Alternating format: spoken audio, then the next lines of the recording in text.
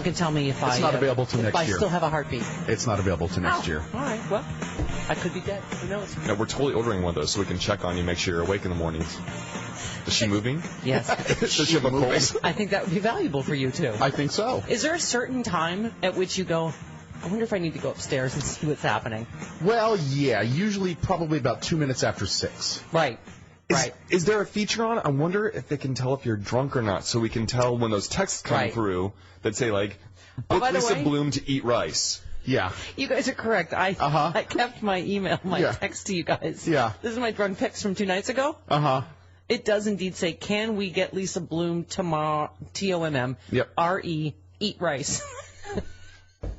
It was at 7:30, for God's sakes. When I woke up at 4 a.m., I knew what you were talking about. Rice was the key word there. Right. I just had to figure that out. Thank God you didn't invite her over for rice brownies. I know. I would have been like, what? Lisa Bloom, what are you doing here? I was like, there are no Chinese buffets open this early. I cannot get rice. I obviously meant regarding Ray Rice, and she was spectacular yesterday. She was the star of my Twitterverse. Yes. Oh, and she did ask me to marry her and have her babies. Although I believe she's straight and married and already has babies. But listen. You know, those are details. She revealed on our Twitter feed yesterday that she's fine with polygamy. So I'm still trying to figure out how we learned something new about Lisa Bloom yesterday. Yes. She's saucy. Can you still have babies? She could have them. Listen, let's not quibble over details. She's way younger than you. All right. You know who has the best vagina on the show is Nate, our videographer for Free Speech TV. Does he know this? I was just going through my text. Because I told you the boy insult. So we have a boy bike gang. I have a boy bike gang. So Craig and I were riding. Your text is huge. That's because she's old. You have old lady text like font sizes. Okay. You know what? Why do I invite him in here? I don't know. Okay. I can read it from over here. So I texted Nate, do you want to bike tomorrow at 9 a.m.? Craig asked, if not, does your vagina hurt? Because that's the boy insult. Does your vagina hurt? Uh-huh. Is your tampon loose? That's like a guy thing, I guess, and I think it's hilarious. Yeah. So Nate texted back, I can't. I got to get my vagina adjusted at the chiropractor tomorrow. He's funny.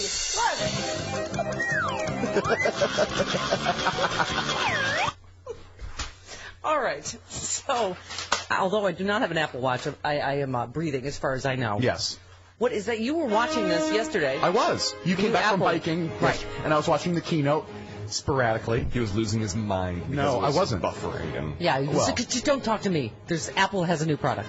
Well, then it's, I watch, I don't see the point. Say hello to Apple Watch. Well, say hello to my little Apple Watch. Apple is the company that got me to stop wearing a watch in the first place because you carry around a cell phone, you can check the time on that. Right. And now they want me to wear a watch again. You were like Edward cell phone hands. Yeah. You never You're right. have your cell phone out of your hands. You're absolutely right. He's using it right now. And so I don't see the point of a new Apple Watch. Well, let me tell you the fun facts about it, just in case you do. Okay. Wow, $350. That's a little pricey. It's pricey. Watch. It's the Apple Watch. Mm-hmm. Let's see, it has a touch screen, detects pressure. Mm-hmm. So you can click it. Okay. Yep. It can be used as a comprehensive fitness device. Stephanie's in. It will sync seamlessly with your iPhone. Yeah, but you know what? It measures your heart rate and all that. I don't care about any of that. I don't know. I just want to know, am I alive? Yes. Okay. I don't know that we want to know your heart rate because it's probably way up here all the time. Right. Except when she's drunk, and then we can tell. Like a Jack Russell Terrier on meth. You're like a Chihuahua skittering across linoleum. I can just see Chris at home going, "Oh God, she's gonna have a heart attack. She's going now. She's going now. She's going down." You're like a shark. Like you said. Well, he would be computing how fast it would take John Fugelsang to get here. Yeah. Yes. To fill in for me. Well, not fill in. Take over permanently. Right. It would be the John Fugelsang show. Right. So he'd be in his head going, "Oh, I got to redo these jingles. Oh God. Got to get Jim to revoice some stuff. Got to get Rocky Mountain Mike on this. Full-time job." Yeah. So that would be computing the amount of time it would take to get this whole thing up and running again. Although we had a caller in my absence yesterday that as old as your mom is, that means you're going to be around for a long time, which means you're going to be dealing with this for a long, long time. Yeah. And by default, me. Take it. There you go. Take it. You like it. Okay, so it tracks heart rate, activity, distance covered, calories burned. Yep. There's some. This is the good news about. I have like guy friends It's the only reason they exercise now, because they're gadget guys, so they're competitive. Well, yeah, they're the little Fitbit. Right. But you know what? Yeah, those things are fine if all you do is cardio. That has absolutely nothing for weightlifters. Well, Mongo doesn't need something technically advanced. Well, you just need a rock to pick up. How many calories Hulk Smash do today? No, Tim Cook said yesterday that it's a comprehensive fitness device. No, it is not. I'm sure it can count your reps for you. No, it can't. It's moving. It could probably count your reps. Chris, of course, speaking for all the people that routinely bench press Buicks every day. Exactly. For those of you that relate to that. Okay. One cool feature, the ability to share your heartbeat with your friends who also have Apple Watches. So instead of taking selfies, you can share your heartbeats. Right. Oh, great. I'm just saying this would be valuable for you as I get on in years. Instead of taking gym selfies, you share heartbeats. Great. See, if you have a plan for the guy that owns the show, you can continue to be employed. Yeah. You're like, I've been tracking on my Apple Watch as her heartbeat declines, and I have the John Fugelsang show all ready to go. This means it's tax deductible if you get one. Hey, there you go. Maybe the show can buy me one. $350. Show got nothing for you. I like the leather strap for Okay. me. Thank you. Also, the new wireless payment system, which will let you pay for actual things in brick and mortar stores with a wave or a tap of the wrist. You can How do about that with the brand new iPhone 6 that's coming out, too. Mama doesn't trust all that. What with all the malfeasance in the iCloud? Actually, it sounded kind of interesting. No, it's actually a lot more secure than using an actual credit card. My nude photos with Jennifer Lawrence could get loose. Oh, what have I said? How does Jodie Foster feel about your nude photos with Jennifer Lawrence? I don't know. Let's call her. It's a lot more secure than using an actual credit card because, like at a restaurant, you hand your credit card to a waiter. A waiter can steal your number and all of that. Right. This you just tap a phone. You don't show them your card. You don't show them your number or your signature or anything. You know what? I am too old to be alive. We are in the Jetsons now, and I don't understand things. Stop this crazy thing. Indeed. Stop this crazy thing. I've had enough technology. Stop now. It's too confusing for Grandma. All right. Despite the fact that Travis Bone mostly insults me for my age, he also booked Dean Obadala today, Representative Adam Schiff. Yep. We haven't had him on for a long time. To talk about the president's ISIS speech tonight. He is on the House Intelligence Committee. Good timing, man. Yeah. And he's the congressman from right there. Right here. We can see his district. It's right there. On his congressional website, it has the Hollywood sign. Right, right on the banner. Hollywood. I'd love to get mail from his office, like with his little picture. I'm like, he's so fancy. I know him. Okay, and of course, Coffee with Carlos Alzraki, comedian extraordinaire, live in hour number 3. All right. Oh, speaking of comedians, wow, we were saying this just looks like it broke right this morning as we were. Oh, God. Yeah. Joan Rivers' air supply. The Wrap is reporting Joan Rivers' air supply was cut off during unexpected throat biopsy. This is just. This is really terrifying, I think. You and I were saying, I've had an endoscopy in an outpatient place because I have acid reflux. That's what mine was for. I remember, I told the story yesterday. I literally looked up at the anesthesiologist. I said, please don't kill me. And he started laughing, but he did not kill me, clearly.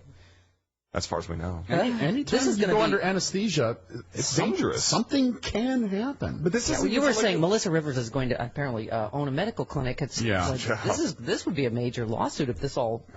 But I mean, that's not even the anesthesiologist, is it? Yeah. If it's the air supply. I don't know. Here are what they have so far. Fashion Police star might have survived the procedure had it been done in a hospital. First of all, that's terrifying. Yeah. The routine surgical procedure that ultimately took the life of Joan Rivers was a result of an unplanned biopsy on her vocal cords. The procedure is one that should not be conducted outside of a hospital, according to medical experts. And a lot of people were saying part of what's terrifying about this is obviously she had access to the best of everything. Talk about what can happen to ordinary people. I mean, this is sort of startling. Well, mine was done in an outpatient clinic. Yeah, so was mine. I don't know where you went to, but yeah. I went to a drive-through endoscopy. No, those are the good ones. Sure. That's in Arizona, right? In Vegas.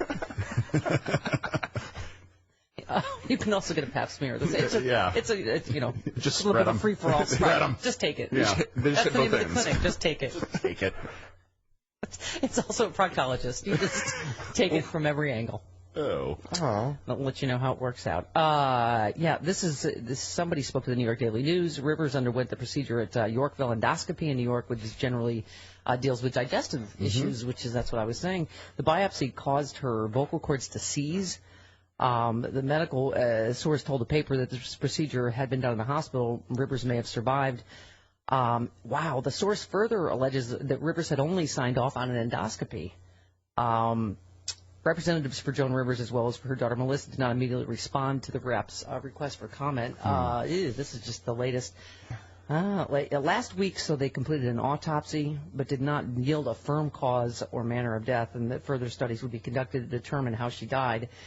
So, yeah, I mean, that's all the reports were, that she stopped breathing. But, yeah, that would be, I mean, that's a huge medical mistake if her air supply was cut off by accident. Oh, God. But that's so much of what's going on now is they're moving to these clinics and outpatients and all that stuff. That's... Yeah. Because the insurance companies see that it's cheaper. Exactly. Yeah, but that's what I'm saying, is that can't have been an issue for Joan Rivers. I don't know. Anyway. You two, by the way, with as much as you fight, thank God I provide you health insurance. Because you know you with your protein needs, both of you. Yeah. Mm-hmm. I got my cottage cheese right back here. Man stabs coworker over stolen meatball. That's going to be one of you. Damn right. Serious. I'd stab a bitch, too. You'd do it if it was cheese. If it was a cheese ball. If you touched his cheese. Yo. It'd be hell of a dispute over a stolen meatball turned into a workplace stabbing in Baltimore. Just so you know. Police say the unnamed Baltimore, Maryland office turned into a crime scene when a 36-year-old man who should have known better allegedly stole a meatball out of his colleague's lunch. Who should have known? Bucker. Yeah, okay. Who's the meatball now? He maybe shouted as he fled the scene. That's what made sure you got those cheese curds that were sent to you. That's right. I just finished those. Those were so good. I took them home to Mama Bone so she could have some, too. All right. Dave in Minneapolis sent us cheese curds. I know. Okay. Because he didn't share the chocolate-covered espresso beans with us. Okay. This segment is a complete mess. It is. Anyway, it's a horrible mess. Everybody focus.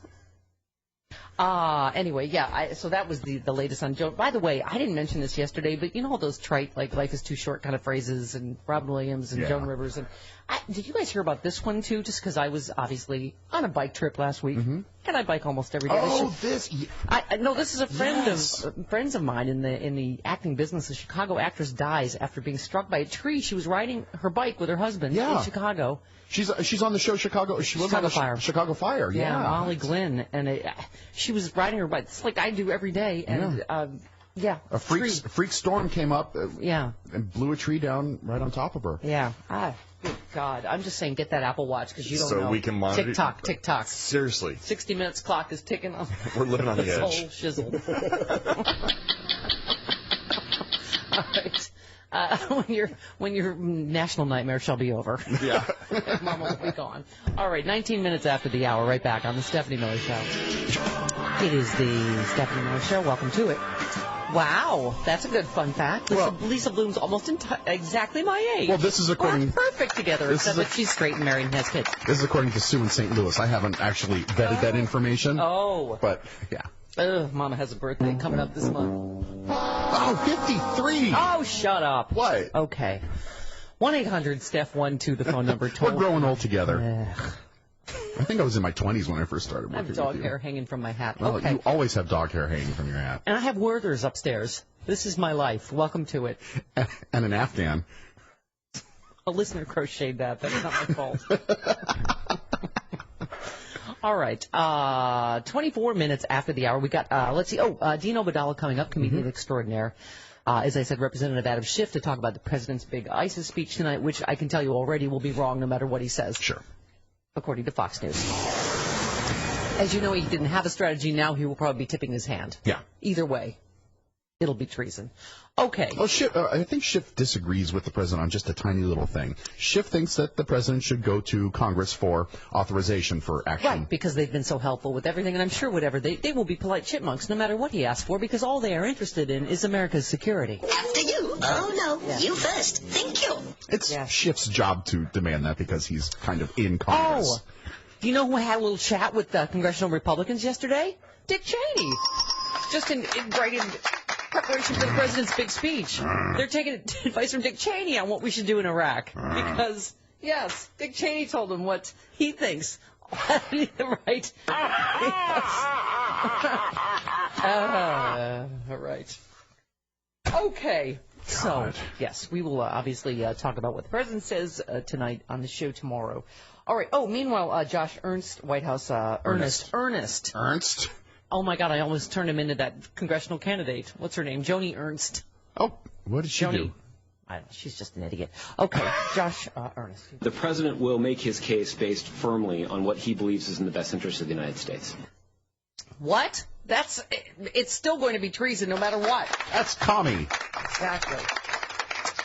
Let's go to John in Minneapolis. You're on the Stephanie Miller Show. Hi, John.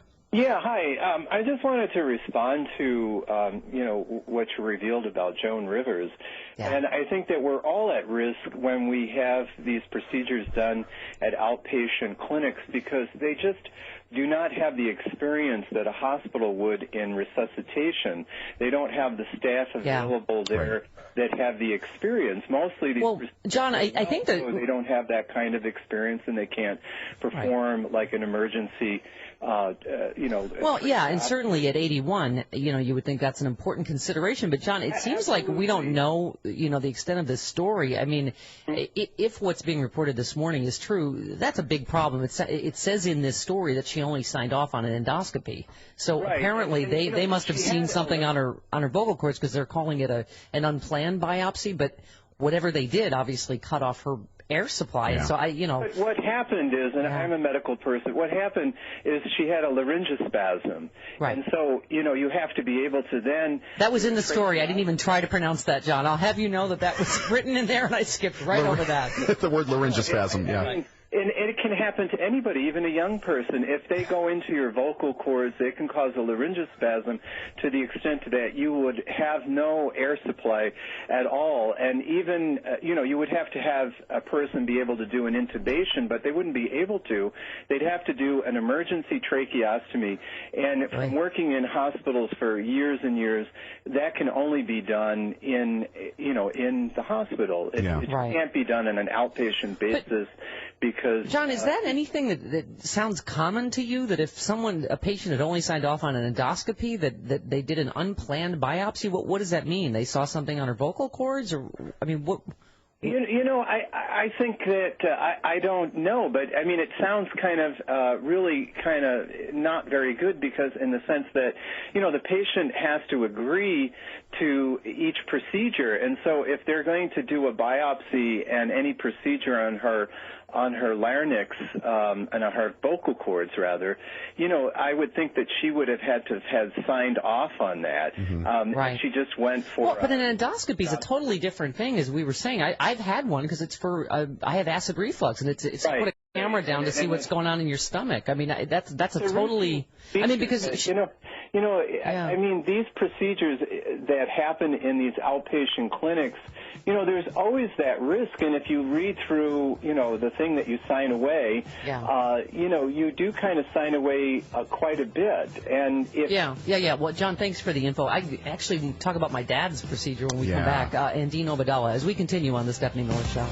She's competing in equestrian events at the 1976 Olympics or spending her summers at Holyrood Palace. Stephanie Miller is truly a world leader. Very sweet, thank you. Oh, you know who else is sweet? Jody Hamilton, Carol Burnett's daughter, our good friend. She said, my mom still thinks you look 30. Love, Jody. Thank you, Jody. God bless you, and God bless Carol Burnett's eyesight. Yeah, I think that says more about her eyesight than it does about you. It's not. Yeah, it does. Or she must be watching on standard def and not high def. Shush. Christy in Ohio, real quick on Joan Rivers. Hello. Hi, Christy. Hi. I just wanted to say that there's a difference between having an endoscopy done on your esophageal, your GI system, and having and visualizing the vocal cords versus actually touching the vocal cords.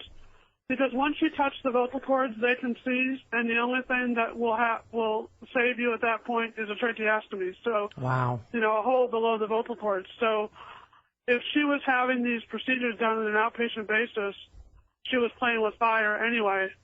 And, in terms of informed consent. Yeah, but I guess the question would be if the details, Christy, are accurate in this article, what if she only signed off on an endoscopy, why were they doing an unplanned biopsy on her vocal cords? Right, exactly. They should not have done that, and that's definitely grounds for a lawsuit. So. Yeah, all right, honey, thank you. All of this is alleged.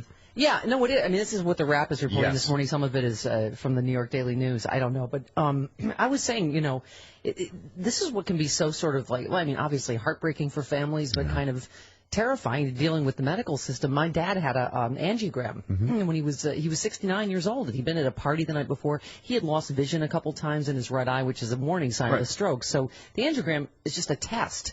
But, you know, in this particular instance, they hit a clot going in, and it sprayed clots all over his body, and it caused a stroke, and he was dead within 2 weeks. And it's, but, you know, I remember at the time people said, you know, we might have had grounds for a lawsuit, and they were like, oh, in retrospect, maybe we shouldn't have gone in that way, or maybe we shouldn't have done, and you're like, what do you mean, maybe we shouldn't have killed your dad? I mean, it's really...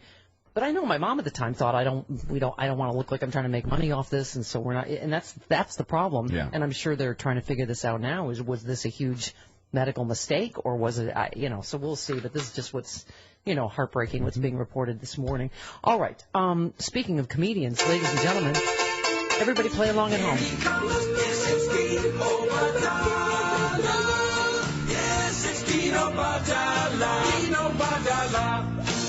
Ta-da! Good morning, sir. Good morning. You know, I used to be a lawyer. I was listening to your show this morning. Yeah. Thank you. In a lovely hotel room in a clandestine location. Oh, yes. And I used to be a lawyer, and I did medical malpractice defense as part of my. And there's definitely going to be a lawsuit, and this place is going to have to pay. Believe me. When someone goes in for a normal procedure, and unless they died of natural causes, like something odd, the likelihood in this case is that they did something. And again, it's alleged, but they did something that caused the death of Joan Rivers. Yeah. So, I mean, the discovery and the evidence will come out, and we'll see. And if they say, well, she had a heart attack on her own or something like that, because we don't really know right now. Right. But there'll be a lawsuit, and the question is, they could settle before, because this place knows it's going to be ugly to have this long. And I live in the same neighborhood as this place. Wow. I live on the Upper East Side of New York. And, you know, I was looking, I'm like, you know, maybe I should get an endoscopy. But I'm like, nah, I'm not going to get one now. Yeah. Well, right. But, I mean, you shouldn't dissuade people from, you know, doing medical things that they need. But it is, you're right, Dean, this kind of stuff, like, terrifies people. Because you think if someone... They need everything. So. Yeah. But, I mean, if someone of her stature, you know, had this happen, and you're right, you just had that sense when this happened, you thought, yeah, she was 81, but... Look at her. I mean, she had 3 shows. She's going, so like, she was not obviously in ill health, and that's what makes this doubly shocking, right? Her work ethic, if you watch that documentary, it was, I don't know how anyone has that energy at that age. It was a couple of years ago that they filmed it. I mean, she was at book signings, meeting, greeting, then doing a show, then flying home that same night. Dean, we had Carol Leifer in not too long ago, and she's like, I was out in the first round. She goes, Joan Rivers is 81, and she won. Celebrity Apprentice. Yeah. Right. That's a good point. I mean, she really was inspirational to people on different ways. I know some people didn't like her humor, but that's life. That's how comedy goes. But she was inspirational, and her work ethic was unparalleled. Yeah. She just loved to work. She just loved performing. I have to say she's an inspiration to me, you know, not any woman in comedy, obviously, but I think that I remember she always told this story that her own manager... Comedy, I didn't know. Pardon me? Pardon me, Dean? I don't think of you as a woman, that's why. Thank you. Kind of shocked when you said comedy. Dean, you're just saying that to be sweet. That's right. Now, You're 28. You look like you're 28, not 30, by the way. Those people that look like 30 are ridiculous. Oh, my God. Don't go so far, Dean. Now, Dean... Just forget that white noise that sounds like a producer. Just talk to me. Okay. Look, I watch you on Free Speech TV. I watch him giggling. Yeah. I see you now. Yes. The whole experience. No, but I remember her saying her own manager told her she was too old and she'd never make it. And so I think for me, just her sort of perseverance and, you know, she just, and that's why this is, I think, particularly sad, because she just didn't have quit in her, this woman. She just, I mean, look what, you know, her late night show bombed, her husband kills himself. I mean, she just kept on keeping on. And she was an inspiration in a lot of ways. So, yeah, that's why this is doubly just... But, you know, it's interesting, Dean, that's what I was saying, too, that my mom didn't want to pursue a lawsuit. And I don't know whether we had grounds or not. I know that... Sued in a second. Yeah, well, if I'd known you. Right, I would have said, hey, Mom, I know a skeevy lawyer that can get us a lot of... Oh, stop it. You need a lawyer. Right.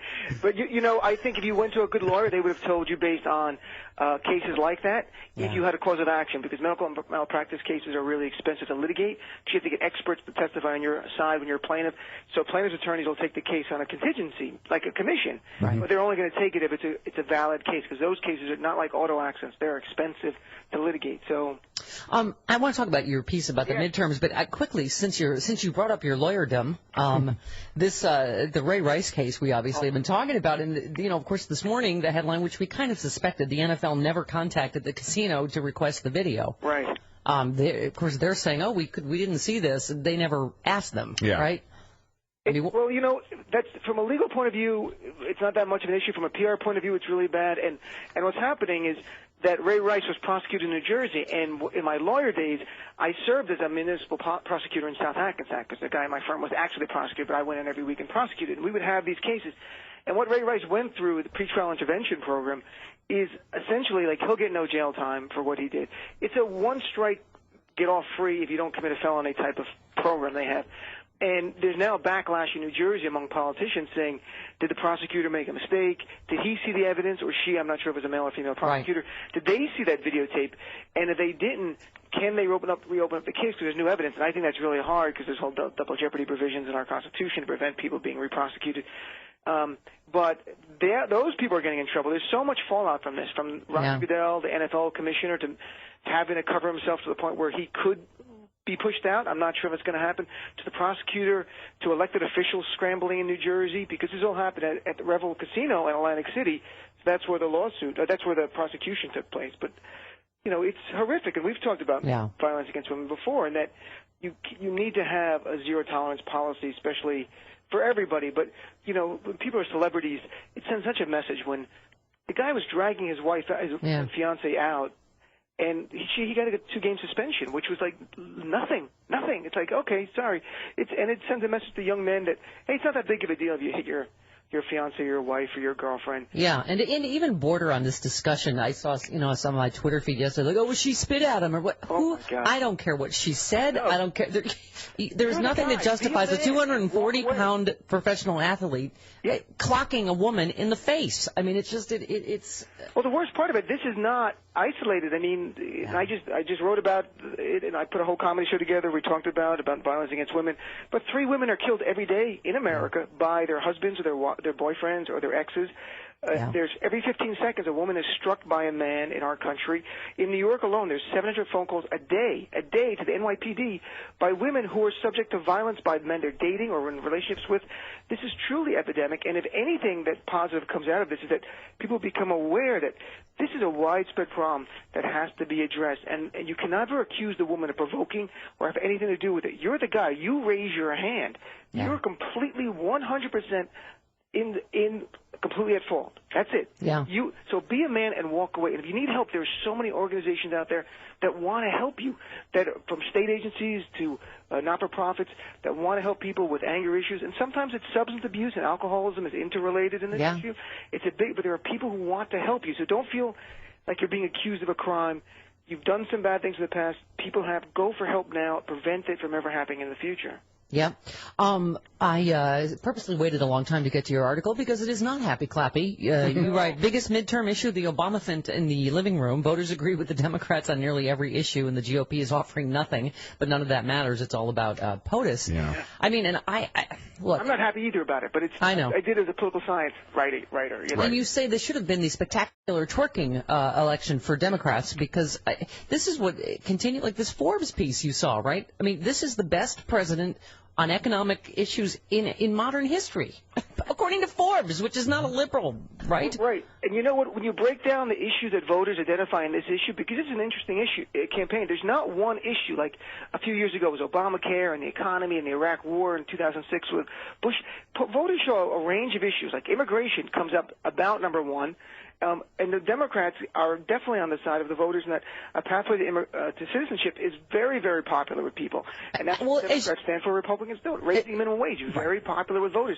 Democrats are for it. Republicans are against it. And the list goes on. And everything, as you say, income inequality, requiring employers to pay for the full cost of birth control, marriage equality, mandating universal background checks for guns. I mean, as you say, this is what gets – even Obamacare, you go, oh, it's still unpopular. Well, every study and every, critical indicator has shown that it's working, and it's working really well. I mean, it's a good point. And there was a poll from CNN, which was actually in a draft of the article, but it got too long, we cut it. But 53% of people polled in July said Obamacare's either helped them personally or their family. So little by little, people's opinions on Obamacare is changing. That's why, in fact, it's not even identified as a top issue by voters in polls in the last month. Now, ISIS is sort of eclipsing things, and it could change things. Now, Obama, I know that you talked about Cheney before. I think he assumes Obama tonight will announce that he's joining ISIS and leaving the presidency. Yes, yes. Because that's what he's really about. Because right. we accuse him of supporting the Muslim Brotherhood. So ISIS is just one step removed from the Muslim Brotherhood. You know, Dean, it's interesting. You talk about what a lot of people do. Don't despair, Democrats. You're very well positioned for 2016. As you say, all these issues supporting Democrats, probably pivotal in 2016. Mm-hmm. And you're saying the same. A lot of people are saying they're likely to lose the Senate, but they'll more than likely regain it in 2016. Yeah, but that's the other thing I would say again, Dean, is just you can't say enough turnout, because the polls I'm looking at, they're still close, and they're still all about turnout. You know what you just said is absolutely the wild card. If the same turnout happened that we had in 2012 in this election, the Democrats would keep the Senate. There's no doubt, and maybe even pick up a few House seats. But the turnout in the midterm elections are around 38 to 40%, and they tend to be the people who are angry who want to send a message to the president. That happened in 2010, midterm in 2006. But when the president's been popular, Bill Clinton, in his 6th year of the presidency, it's unheard of. They gained 5 or 6 seats, the Democrats. Yeah. He was very popular. So you're right. We should not. I don't say this to dissuade Democrats from going out. I hope more Democrats than ever go out. You could change this. It's still the fate is in your hands, especially in those swing states, those key states, battleground Senate states, and governorships. Get out and vote. You could still save this. Yeah. So don't give up. Don't That's despair. Right. That's right. All right. We end on a happy clappy note. Dean, what a little grab bag of fun you were this morning. On every issue. Anything. You know me and you on CNN. You give us a topic, bingo. We're on it. Somehow we've talked about it. That's right. Suddenly it's like, oh, by the way, I'm a lawyer and I've done endoscopies and also everything. And you look great today, Steph. Thank you. Like 60. Okay. Thanks so much. Oh, honey. All right. I'm going to hang up on you now. Goodbye. Aw. Goodbye. That's adorbs. Okay. Goodbye. Oh, look what happened to that phone line. Okay. 47 minutes after the hour, right back on the Stephanie Miller Show. Wow. It is the Stephanie Miller Show. Jody Hamilton texts me again to say that her mom has 20/20 eyesight. Her mom, Carol Burnett, who thinks I look 30. Add those numbers up. She's only watching on SD rather than HD. We don't know. 1-800-STEPH-12, the phone number, toll free from anywhere. Representative Adam Schiff coming up next hour to talk about the president's speech tonight on ISIL, ISIS, whatever we're calling them. Yeah. Okay. 1-800-STEPH-12. Oh, dear. This is just getting worser and worser for the NFL. TMZ says it contacted the NFL about the video. Oh boy. Oh, dear. Oh, dear.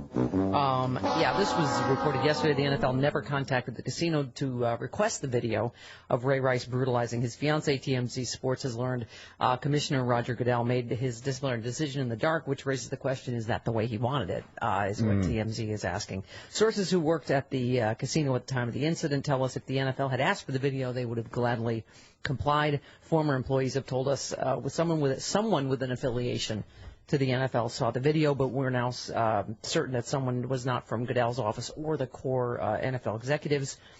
So that's why they're saying they were able to justify the 2-game suspension based on the only evidence they had from the 2 people in the elevator who called it a mutual combat, which that's what's the heartbreaking part to me, is what happens to the women in this situation. Somebody was talking about that, too, about her being victimized again by them stage managing this press conference where she apologizes for her role in the incident. I mean, just nothing she could have done would have justified that cold cock. Yeah. Multiple sources tell TMZ Sports the casino made a copy of the elevator surveillance video for police. Rice's lawyer also had a copy of the video, which he got in the criminal case, obviously. An NFL source tells us they requested any and all information from law enforcement on the criminal case, but got nothing because it was a pending case. But the NFL had other options, obviously going to the casino or to Rice's lawyer.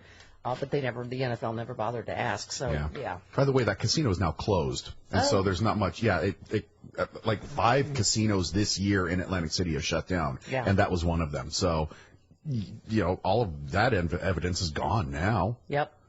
Frank in Maryland on the Ray Rice case. Hello, Frank. Hello, Stephanie. Yes. Thank you. I'd like to talk about Ray Rice just for a second, and I'm not defending him because I think what he did was horrific. I agree with Chris because no woman should ever have to deal with something like that. I think Roger Goodell should probably retire because what he's going to do to the game, I think the punishment should be like a 3-strike punishment, just like they do in the criminal world. Because in the end, when Ray Rice, when he finishes his anger management classes, the state of New Jersey is going to expunge the charges against him. Yeah. Yeah. Yeah. You know, and, I mean, and that's the sad part. The punishment does not.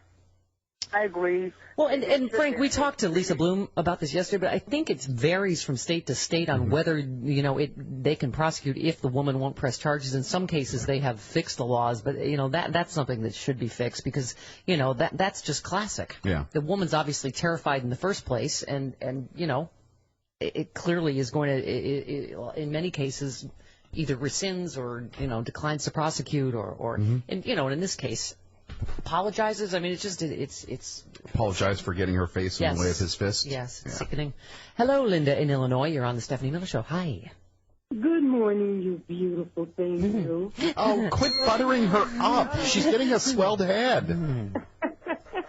Listen, I just had a thought, and with this NFL thing, they knew. They're all FOS. They knew. They just didn't care, and they was hoping like heck they could get away with it. Yeah.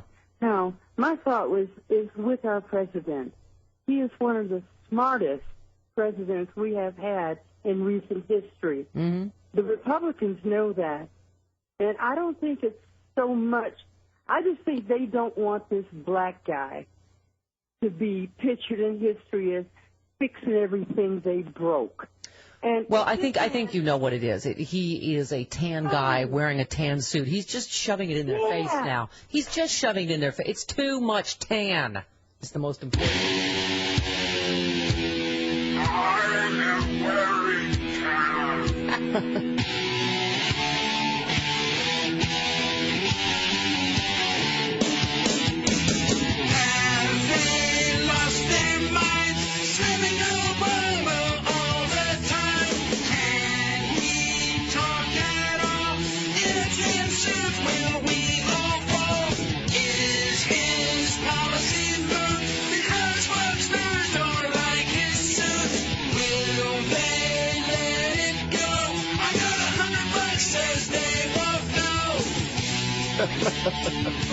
I am wearing tan. I hope he wears it again tonight.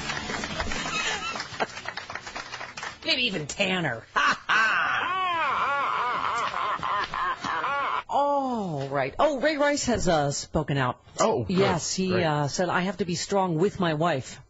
Yeah, that's how we got here in the first place. Mm-hmm. She is so strong. We are in good spirits. Right. Computer says no. Oh, yeah. I'm sure they're just twerking and happy as all get out. Mm. We have a lot of people praying for us. Oh, yeah, because that's what Jesus would do, is cold cock someone in an elevator. Yeah. Mm-hmm. Yeah. And we'll continue to support each other. I have to be there for Janae and my family right now and work through this. Whatever. 58 minutes after the hour, right back on the Stephanie Miller Show. Papers. You. At least we're not on the air yet. What? Huh? It is.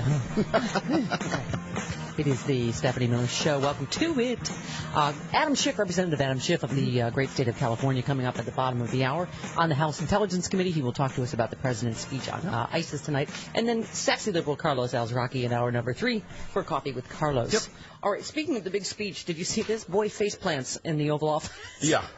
It's a little kid, just, I guess it's Secret Service agent retiring. Yeah. Little kid. Visiting the president with his family. And face plant on the Oval Office couch right behind the president. Awesome. It's not like George Bush didn't do that all the time. Come on.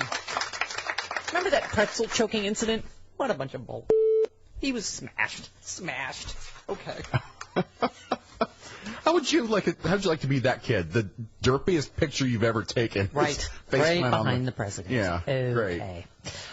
All right, so we were, if you just tuned in, we were talking about the breaking news that this is, doubly tragic about Joan Rivers if it's true, the rap reporting, and I think some of it's coming from New York Daily News, that whatever they did in this outpatient clinic may have caused her to stop breathing. I mean, so Dean Obadella saying, a lot of these... details are true. There's going to be a huge lawsuit, obviously. I guess they say she only signed off on an endoscopy, and then they did something that caused her vocal cords to, where they touched the vocal cords, which caused a word that I can't pronounce, but it cut off her air. It was like laryngospasm or something like that. No, that's completely wrong what you just said. Anyway, the good news is... Well, I think it would have been better than what you might have blurted out. Exactly. I didn't even try. No. Thank God they did dim all the lights on Broadway last night in honor of Joan Rivers, because there had been a rift, I guess, because they said she didn't technically meet the criteria for the honor, but several theater writers said they were going to do it anyway. She had a Tony nomination. She wasn't primarily, obviously, a Broadway actress, but she earned a Tony, and she was a huge champion of Broadway and off-Broadway shows, and so good for them. Yay. And by the way, everybody was talking about Hugh Jackman and Audra McDonald singing at her funeral. Howard Stern, our Sirius XM colleague, said he was crying like a baby, that it just was... Apparently he choked up at the end of his eulogy. Yeah. Oh, God, it sounded really unbelievable. By the way, we were obviously on vacation last week when the news broke of her death, and I thought, leave it to Donald Trump to just to make it all about him and get a plug-in for Celebrity Apprentice. Yeah. Didn't you think, I mean, I get they were friends, but it just was so, like... his tweet literally got in, oh, she was great on Celebrity Apprentice. Can you just not mention your stupid TV show for once? You know? And so he just tweeted again today. We've just finished shooting a new season of Celebrity Apprentice, and happily for all, Joan plays my advisor in 2 episodes. She was great.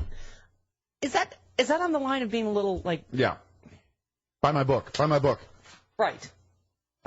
I know. I'm just saying, okay, well, that's... Just going really right back to your own self-promotion. Exactly. But, as May's mom would say. Like you said, they were good friends. Remember, you were starting to make a Donald Trump joke to her when she was on in June, and she said, "No, he's a very, very smart man, and when you work with him, you understand that." Yeah. And she said, "I can't make fun of him." And good for her that she won Celebrity Apprentice at 81. I mean, but I'm just saying it doesn't matter what the subject is. He always makes it about him or his own self-promotion, and I know. Joan wasn't having any of it. No, I was trying to drag her into... No, she wasn't. You couldn't do that. All right. Out the love letter. We have another love letter. It was our 10th anniversary of the Stephanie Miller Show. I guess it was technically Sunday. Oh, whatever. Okay. Yeah. Mark in San Diego. Happy 10th. It really is true. Radio years are like dog years. Exactly. Seriously, I know this has been a trying year. Yeah, I said, when Ebola's your kicker story. That's the good news story of the day. It's been a bad year. Please know you have a rabidly adoring Can't Imagine a Day Without You fan base out here. Aw. And unlike most fans, a whole lot of us are subscribers. That's how Mama likes to feel the love. Promoters, donors, otherwise folks, voting with our wallets and energy that what you do is valuable, what you do is funny, what you do is smart, and what you do matters. You is kind, you is smart, you is important. Our listeners are important. Yes. Thanks for taking And we might have another present for our listeners. Oh, my God. We're working on something really exciting. Really exciting. Look at you. I know. That saucy little grin. Thanks for 10 years of snark, giggles, snorts out the nose, guffaws, and a few farts. You're welcome. So welcome back from vacation. Now get back to work. Keep making the world a little smarter and funnier. Thank you, Mark. And I'm working on something else, too. Oh. That's going to be fun. I forgot to. I was going to show Tim in Dallas, who has been... Would you like me to get it? Yes, go ahead. I'll just talk amongst myself. Anyway, Tim in Dallas has been one of our Uber fans, and just lots of things on the walls here are because he's a very talented artist. Mama has the most talented, smart, handsome man in the world. Rocky Mountain Mike, Tim in Dallas, but he did it. Was this our second year? Yep. Look at this. South Park Liberals. There's you, me, and Jim. Yep. And it says a series of fart jokes with politicians' names sprinkled in. That was the Jon Stewart Hold quote. it up a little longer. Okay. Celebrating 2 years of making radio that theoretically should appeal to nobody. That's true. There you go. There is, he did the Weekly World News cover of me marrying Keith Olbermann, which was, as they say, in happier times. There we go. And then I have a paperweight that was celebrating 5 years of whatever. That's what it actually says on the paperweight. Yeah, our giant domes are encased in lucite. Exactly. It says celebrating 5 years. Yeah. Yes. So he's done one, and then for our 10th, which was this week, he did this. Here we go. Senator Kerry, this couldn't possibly be you, could it? Let me check. Somebody claiming to be Melissa Etheridge is on the line. It's really Melissa Etheridge. Finally got enough nerve up to call you. You got the nerve up to call me? Hi, it's Stockholm. One moment, please. I'm not sure this was a wise idea. Why didn't anyone tell me about the sweat stains yesterday? Oh, God. Who is it, Chris? Representative Jim Moran of Virginia. Sean Hannity called you a bad name. Sean Hannity is a complete asshole. Whoa! We got that on tape. Well, howdy do. The Chicago Tribune is confirming that it's Palin. Wow. She's 44 and under investigation. He has just shot himself in the foot. This is a historically bad choice. Oh, it's a tragically bad choice.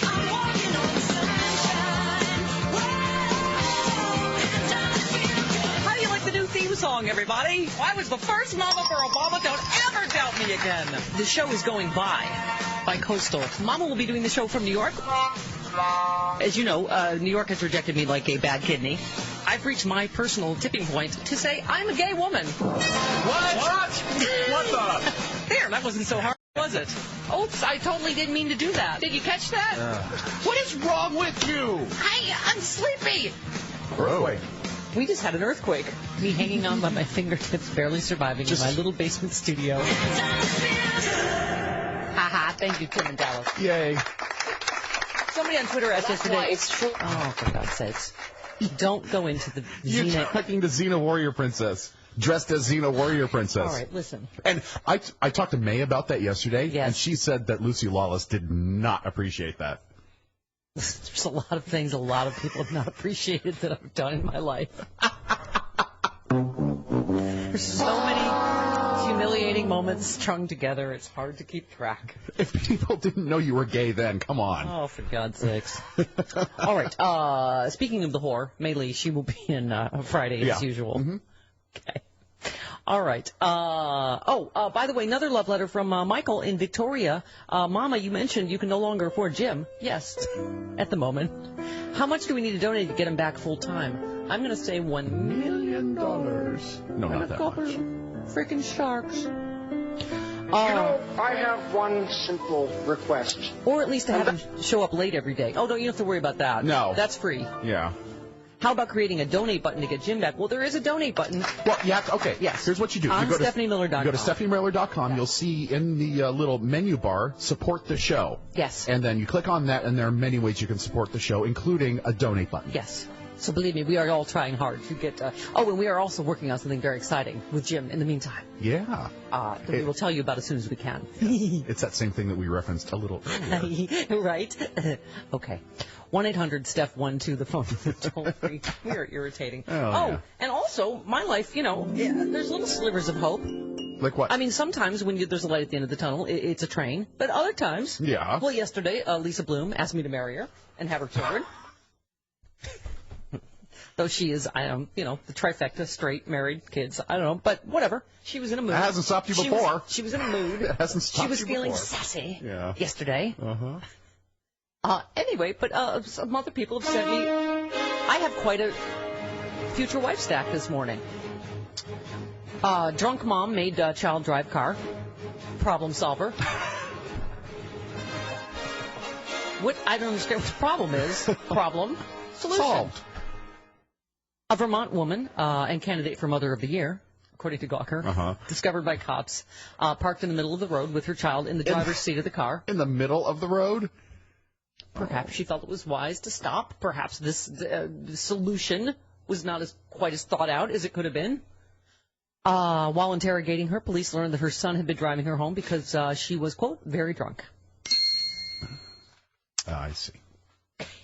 Not every solution is the best one. No. So she just decided, let's just stop here in the middle of the road while we rethink this. Or the child did. Right. If the child was driving, the child stopped in the middle of the road. Future wife number 2. Okay. Woman arrested for masturbating atop a motorcycle in front of neighbors. Well, who doesn't do that? Right? Who doesn't like a little bit of a wild child? Okay. At least she's not shut down, She was arrested, and she's a woman from... Florida? Yes. Really? Of course. Oh. Of course. After neighbors allegedly saw her sitting atop her motorcycle in her garage masturbating. Amongst the audience was a neighbor's 13-year-old son who, right? How much more awesome does your day get than that? You're a 13-year-old boy. Bam! God. Was she attractive? I don't know. Oh. I'll Google it. All right. If she's heinous, then that's not a plus. It's generally not the people you want to see naked. Exactly. Or masturbating in public. It's kind of like nudist colonies. Yes. Those are the last people. It's never like the girl in the White Snake video. No. It's not that. No. 18 minutes. Remember the drunk pantless teacher? No. Oh. Yeah, she looked like a bulldog. A bowling ball sitting on top of shoulders. Yeah. All right. 18 minutes after the hour. Right back on the Stephanie Miller Show. Representative Adam Schiff coming up at the bottom of the hour. Talk about the president's big speech tonight. Let's go to Gerald in Tampa. Hey, Gerald. Welcome. Hey, Stephanie. How are you today? Good. Go ahead.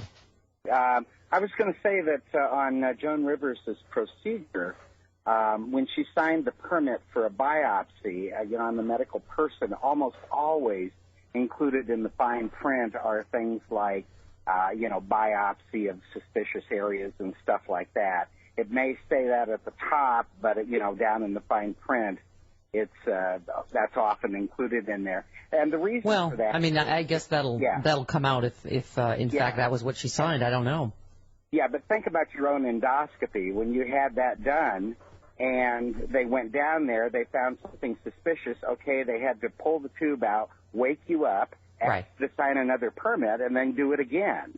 Right. And so that's why they normally include that little codicil in there. Right. Okay. Got it. Thank you very much. God knows what they would find if they went down there. Something calcified. Probably.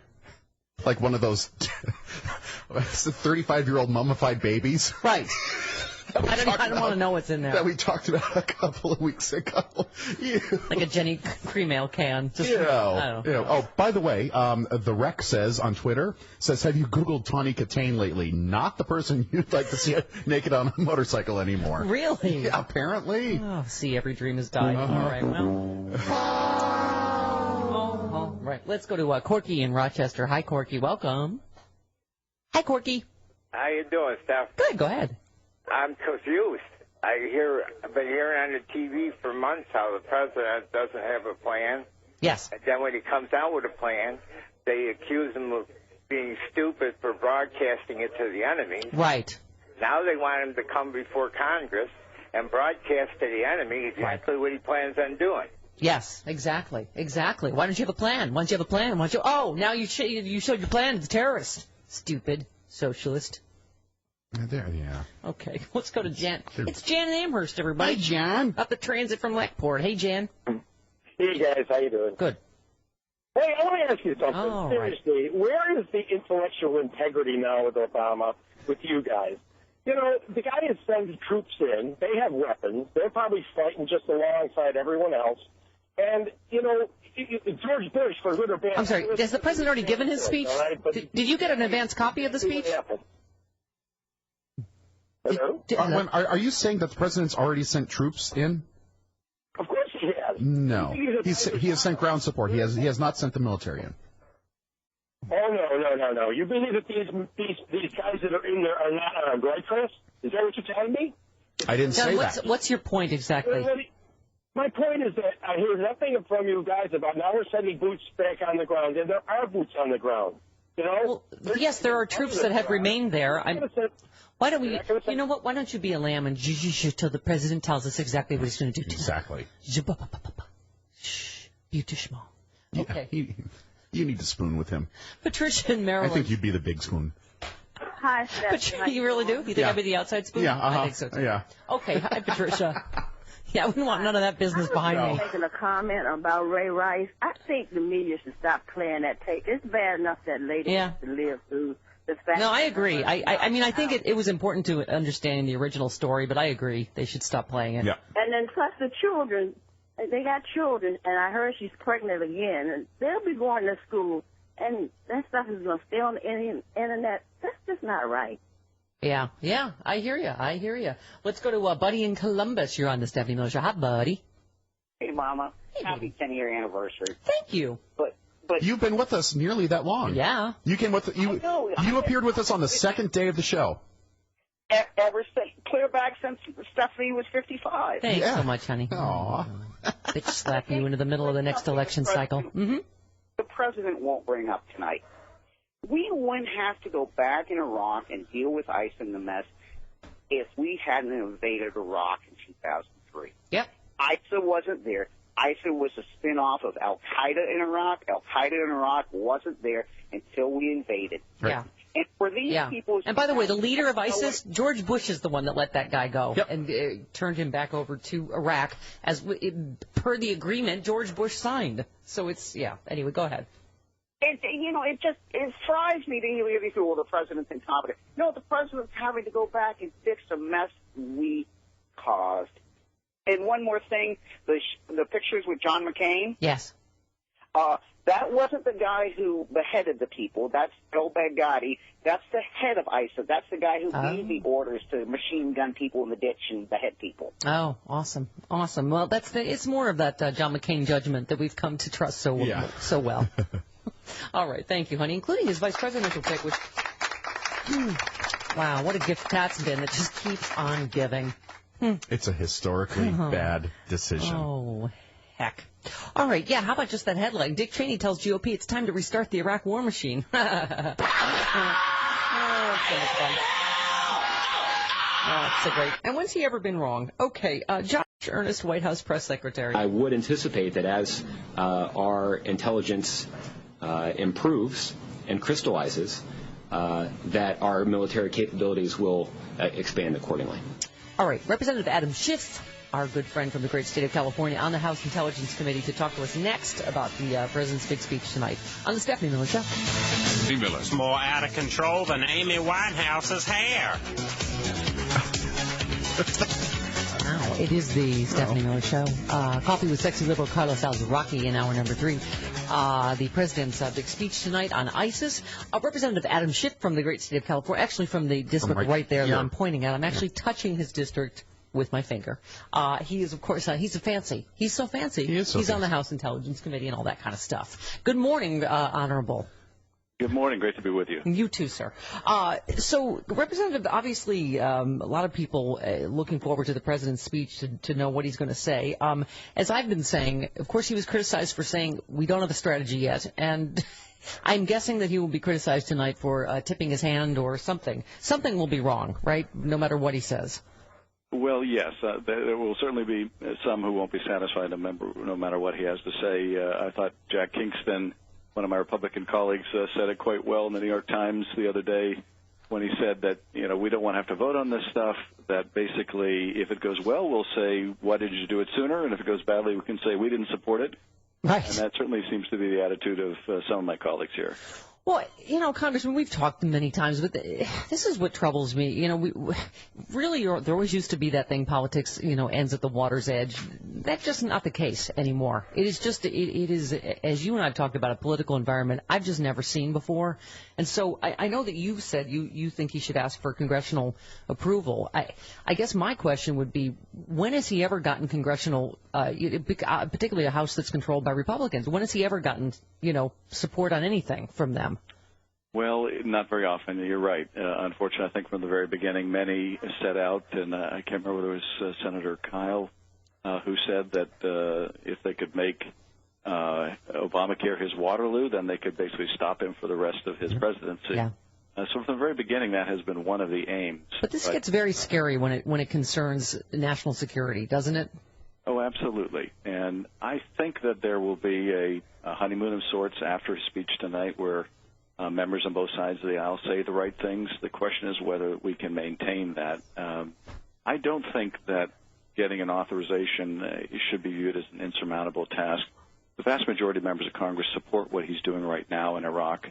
And I think an authorization to empower him to continue that and to go further, but within limits, would enjoy very broad support. I'm not sure he'll come to ask for it, but even if he doesn't, it's our obligation, and we don't have to wait to be asked. Congressman, the president is going to brief members of Congress on this, I guess, tomorrow, correct? Yes, I think there'll be a number of follow-up meetings after the speech tonight where he'll lay out in more detail what he wants to do and try to take the temperature of the Congress. I mean, I know that U.S. officials in recent days have said that destroying ISIS could take years. What do you expect to hear tonight? Well, I think it will take years, and I think the president will talk about that tonight. I think he'll outline, number one, why this is a real problem for us, why it's not something that we can say, let the people there fight it out. Why should we be concerned? So I think he'll bring it home. A lot of that was done, frankly, with the gruesome images of American journalists being killed, being beheaded. But I think he'll make the case that why this is a threat to our homeland. And then I think he'll go about setting out what he's going to ask of the American people, what he's going to ask of our allies, what he's going to ask of people in the region, and how we all have a role to play, but it's going to take time. I know the New York Times saying the final, toughest, and most politically controversial phase of the operation, destroying the terrorist army and its sanctuary inside Syria. Obviously complicated. Interesting. Josh Earnest, the White House press secretary, said this. This has been a difficult challenge for not just the United States, but for other countries to confront. And that is vetting the individuals who are elements of the Syrian opposition to ensure that the support that we're providing is going into the hands of the right people. You don't like clockwork that Senator McCain will be on TV tonight saying whatever the president said is wrong. If only there weren't that picture of him floating around with the head of ISIS, right? I mean, who was one of the moderates. He swore to us at the time, right? I mean, this is complicated stuff. Trying to figure out, that's what I mean. It's just, everybody's so sure the president's wrong. When I'm sorry, but John McCain's been wrong about just about every single aspect of this, hasn't he? Well, he's certainly, I think, too quick to advocate for the use of American military force and boots on the ground. And when you look at the track record in Iraq and also in Afghanistan, a large American military presence is not always the key to success. Sometimes it's the key to further sucking us in, getting a lot of our people killed, and then having the same problem when we leave that we had when we arrived. So I think the president is right to be cautious about a full-scale military engagement getting us involved in another occupation. I thought it was. I'm glad that he's drawing a line and saying we're not going to be introducing ground forces. I thought it was very telling that Dick Cheney met with House Republicans yesterday to tell them what he thinks should happen in Iraq. And I love this. I guess this is Washington Post. Asked if he saw any irony, one of the congressmen, in Cheney coming to talk to Republicans about next steps in Iraq. Peter King said no, because most of us think we did the right thing in Iraq. I mean, what? How do you? I hope that Dick Cheney wasn't at the Republican conference telling them that we'll be greeted as liberators in Syria. Because he certainly didn't have that right about Iraq. Representative Reichert, a Republican of Washington, your colleague, he said really there was no controversy over the comments that were made. No one challenged the vice president. I think this analysis and the information he shared was accepted as pretty accurate. I mean, where do you even start with that, right? This is what got us into this mess. When you have Dick Cheney and Jerry Paul Bremer, who is the author of the de-Baathification policy in Iraq, which has been so tragically misguided, are out there criticizing the president, I think in the White House they have to be saying thank you, thank you, thank you. Yeah. I mean, it'll be interesting to see. I know that John Boehner was out there. Here's. Let's take a listen to this. This is your colleague, John Boehner. I am looking for a strategy from the president that takes on this terrorist threat and defeats it. Yeah, I'm sure that's not at all what the president's planned to talk about. Thank God he said that, right? I mean, I think he was going to talk about something completely different. Well, it was interesting. Paul Begala tweeted about, he said, wow, the president has no, if only he had a strategy like George Bush did when he went into Iraq. I mean, I think, as we were saying, I just think this gets so dicey when you're talking about things that we should all stand together as Americans on, right? Well, yes, and it also, I think, says that we need some measure of humility in our pronouncements about exactly what's going to happen, because the reality is, we do the best we can. We try to foresee the consequences of what we do. But, the world has a habit of surprising us, and it will surprise us in Syria, and it will surprise us in Iraq. Indeed, it already has. And we need to have a political consensus and some willingness to work together to get beyond those hard places, because things are going to get tough. They're tough already. But that's one of the reasons why I think it's important to get congressional buy-in on both sides of the aisle, so that we can withstand the vicissitudes of what we're going to be in for the next 3 years. I always, by the way, yours is one job I would not want, sir, in this Republican Congress. Well, since you're a constituent of mine, I'm glad to hear that. Yes, because I have a very good chance of beating you, I'm sure. Anyway, But I mean, we were talking yesterday, I guess, with one of our guests about, Nick Berg. There were a couple of Americans beheaded, sadly, during the Bush-Cheney administration. But, I just don't recall, Representative, anybody politicizing that. And when you turned on Fox News, it was all somebody literally quoted yesterday said, the president's put his head in the sand and now 2 Americans have lost theirs. I mean, they will politicize anything. And it's hard for me to imagine how he operates in that environment. Well, the most profound example of that is the whole Benghazi circus that we've been through. There have been, unfortunately, Americans and foreign nationals working in our embassies and consulates all over the world who have been killed during the last administration, and none of that was politicized, and the degree to which Benghazi has been politicized over the last couple of years has been just tragic. And so that's, I think, among the worst of it, and I don't know how we unring this bell and get back to that point where you talked about earlier where we can at least get politics somewhat of a rest when we get to the water's edge. I'm sure there's a very good chance of that. The closer we get to the midterms, I share you, I share your optimism on that front. I said snarkily. When the president, obviously, like I say, it seems like they pre-prepare their remarks or criticism before they've even heard what he has to say. But what is your guess as to how we move forward tomorrow after this speech? Well, I don't know that we'll see an immediate change on the ground. It may be that there are new strikes in Iraq sometime soon that are part of this broader strategy. But I do think that what it's going to require is, looking at each country in the region and around the world and figuring out, okay, what can they contribute? Turkey, for example, can contribute by closing its border to these foreign jihadis. Turkey can contribute by helping to stem the illegal sales of oil by ISIS in Turkey. Jordan can help with its intelligence and military training. The Saudis, the Qataris, the Kuwaitis, they can help dry up some of the external funding. They can help on the propaganda war. There's been a lot of fuss about the State Department video that's trying to discourage foreign jihadis from joining ISIS. Well, that may have a very modest impact, but what we really need are some of the leaders of the Arab world to say, this is not Islam. And to push back against the idea that this murderous savagery is somehow consistent with Islam. What is the likelihood of that happening, though? Well, it will happen in degrees. The problem is that in Saudi Arabia, where they have funded a lot of these radical imams pushing this Wahhabi Salafist Islam, that they made a kind of a Hobbesian bargain, which is we'll fund you as long as you direct your venom outside the kingdom, not inside. Yeah. Well, they've come to realize that they were riding the tiger, and now they're about to be inside the tiger. Yeah. So that's changing. I think we'll get more help than we have, but it will be a matter of degrees and not a wholesale change. Representative Schiff, before you go, more important issues. That pothole I talked to you about last time. Stop. I nearly got a flat on my bike the other day. That's a city issue, not a federal issue. This you can do something if you wanted to. With my shovel filling that pothole myself. Good. Thank you very much.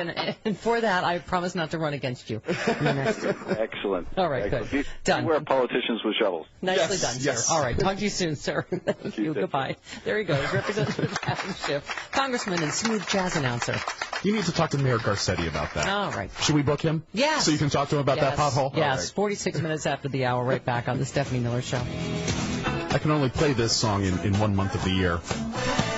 September. Oh, good. Okay, good. That's right. Okay. 51 minutes after the hour, 1-800-STEP-12. The phone number, toll-free from anywhere. Coffee with sexy liberal Carlos Salzraki. We may get a little, that little tiny shot of espresso early. Yeah. I think he's here already. All right. Oh, by the way, I was talking about what a big self-promoting doofus Donald Trump is. Yeah. That anytime he tweets about Joan Rivers, he has to mention Celebrity Apprentice, because that's the important thing. Trump Entertainment has filed for bankruptcy. Loser. Yeah, the Taj Mahal is closing. Yeah, once again, if you own the house always wins. Yeah. In the casino, you have to be a loser. He's a very successful businessman, Okay, we were talking to Representative Adam Schiff about my pothole problem and also ISIS. Even though he has nothing to do with your pothole problem. General Jim Jones on ISIS. When the president gives the word, it'll be a formidable capability that will launch against his organization and perhaps against him. Okay. Oh, wow, look who's here in a brightly colored T-shirt. Very, very excited. That's good coffee. I take it black, like my man. Coffee with Carlos sells Rocky. Have a Zimbabwe latte. I'll have a Kenya cappuccino. She never has a second cup of coffee at home. Mountain grown coffee. Carlos sells Rocky. I was going to make espresso. And baked by Juan Valdez. Coffee with Carlos. Good to the last drop. Hola. Buenos días, Stephanie Miller y los fanáticos de Stephanie Miller en radio, en Twitter y en Facebook. Thank you. Thank you very much. Good morning. That's a snappy little T-shirt I you love have that on shirt. Conglomo. It's the Conglomo. It's the big corporation in Rocco's Modern Life that takes over the world. Oh, Conglomo. I want one of those. I shall seek that out. Yeah, I don't know where my wife got it years ago. So. Hi, how are you? I was. How was Vagina Island? Good. I was late climbing over the fence that Congress is on about whether or not to go to full-scale war regarding ISIS. Right. I know a lot of congressmen are like, somebody else say it, somebody else say it, somebody else say it. Yeah. I got an election, somebody else say it. Yes. Little puppet. I think we should go to war. It wasn't me, it was the puppet. Speaking of which, Senator Mitch McConnell said this. He needs to identify military objectives and explain how those ends will be accomplished. Oh, you mean like shush? The 2003 Iraq I love that they're invasion? saying everything the president's obviously going to do. What I like to say is him explaining. All he needs to say is we'll be greeted as liberators. Right. And all he needs, I've been saying this forever, all Obama needs is to stand on an aircraft carrier in a Halloween costume flight uniform with a big banner that says mission accomplished. It worked for George Bush. Right. It should work for Obama. Yeah, Paul Begala, kept saying, he tweeted about, they're complaining about, no strategy. Why doesn't he just go in with no strategy like George Bush did to Iraq? Absolutely no plan for the peace. Yeah, exactly. Oh. John Boner yesterday talking about what we have a very serious problem, and what we need is a strategy. And until there's a strategy, there's no reason to talk about any of the specifics because I don't know how they fit in to the broader strategy. Yes, strategy. So late By the way, to it's the hard party. to say strategy when you're drunk. Yeah. Yeah. But he obviously... strategy. Pardon me? Strategy. Okay. This tragedy is... You know what I normally have a strategy for? Yeah. Getting more wine. Getting more wine. Yeah, this is... anyway... don't you want a president that's thinking this through? This is what I guess I said before we left. I'm like, if we wanted a hothead that was going to rush into every war, we would have elected John McCain. I think the strategy is we're going to smoke them out. We're going to smoke them out. Dead or alive. Dead or alive. One more boner. One more boner, everybody. Until we know what the strategy is, we don't know what's going to be involved. And so it's critically important that we take these in some organized steps. And the first step is, what's the plan? I'm not going to try a strategy again, so I switch to plan. Okay. Because I'm gonna keep. You know what? He's like that drunk that keeps trying to say the word, no matter how many times he missed. Strategy. Don't help me. Strategy. Flashback. Plan. 45 years ago when he was out in front of the liquor store going, we need to come up with a strategy for someone to buy us beer. Because you don't have fake ID and I don't have fake ID. So it's one thing to talk about getting the fake. We get in the beer, so we gotta have a strategy. And I love the pronoun we. Where's your freaking plan, John Boner? Right. We. I mean, you. By the way, I do appreciate a drunk's perseverance in trying to say a word. When you just everyone else will be like, just give up, just leave it, like a dog. Leave it. They should do the Mary Poppins test. Bop him on the nose with a newspaper? Leave it! Sorry, Mr. B. Leave that word. Do the Mary Poppins test. Super strategy. No. Okay. Anthony in New York on ISIS. Hello, Anthony. Hi, good afternoon. Thanks for taking my call. Good afternoon? Where is it afternoon? Yeah, it's not New York. No? No. I'm sorry. I'm from New York. I'm at a different time zone right now. Right. It's still morning. I was just wondering. I mean, I always look back to history, and I'm really looking forward to the speech tonight. I'm really rooting for the president. I think it's going to be a key factor going forward. But I wonder, these military actions that these Republicans are hinting at, and they're saying that the president is saying things that he's not, it makes me think of going back to the era of, is this going to be the Vietnam of my generation? It really concerns me, and I hope that the president sticks to his guns and doesn't cave in to these alarmist conservatives.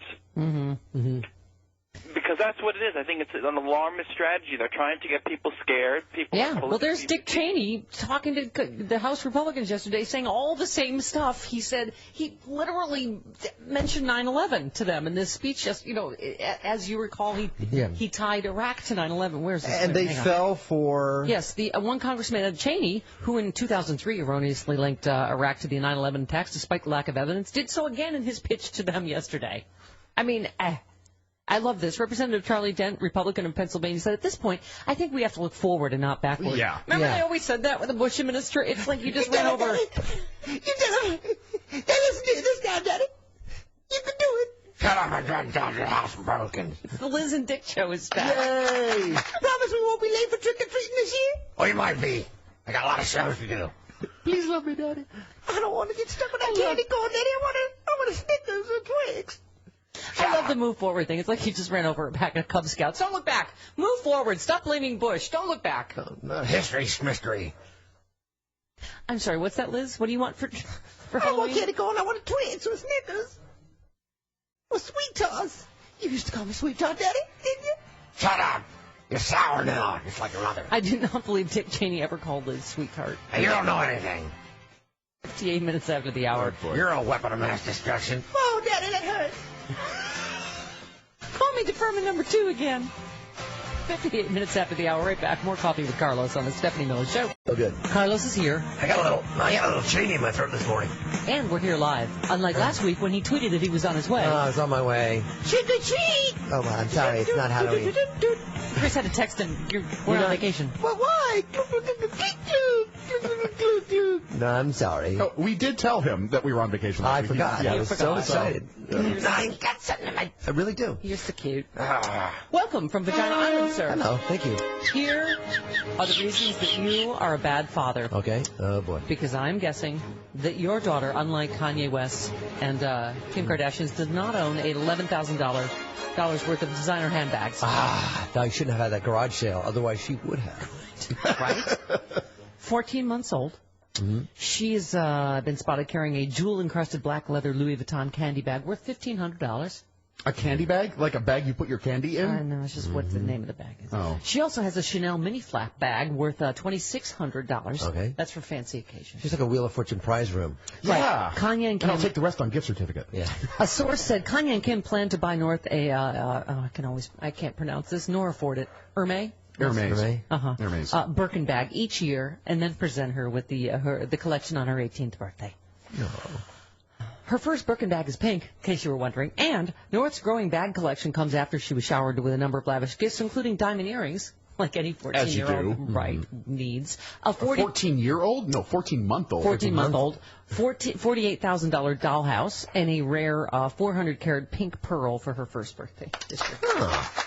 And that is everything that's wrong with the world. Yes, and chinchilla fur-lined diapers. Yes.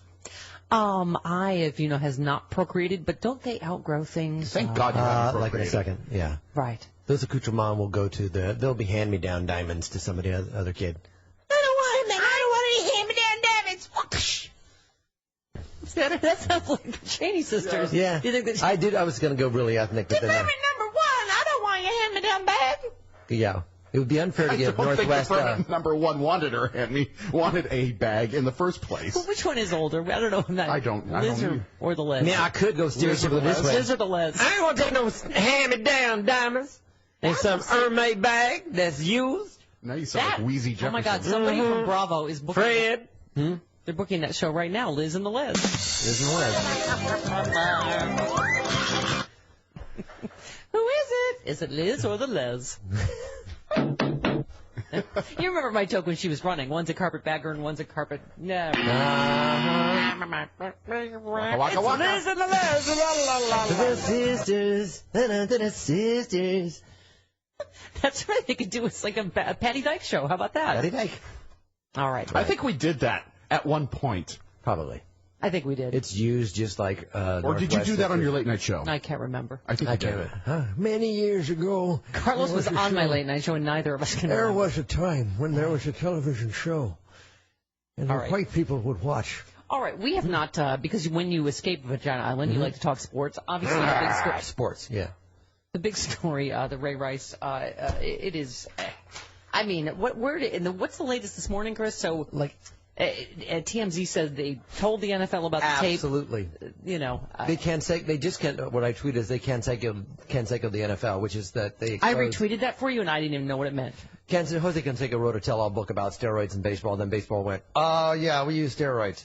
So basically, that's basically what TMZ did. It was like, at the NFL and all their big organization, have you tried calling the casino? Calling the casino? Get out of this room. Call the casino. I work for the NFL. I don't call the casino. TMZ calls the casino. It's the way it smelled yesterday, that they didn't want to know. They wanted to. Ray Rice makes a lot of money for the Baltimore Ravens. If he loses, this franchise will be no good. We don't want to hear it. Yeah, and money. You were saying the same thing during the break that we were saying yesterday. That the tape's so horrifying, but you're saying it's almost.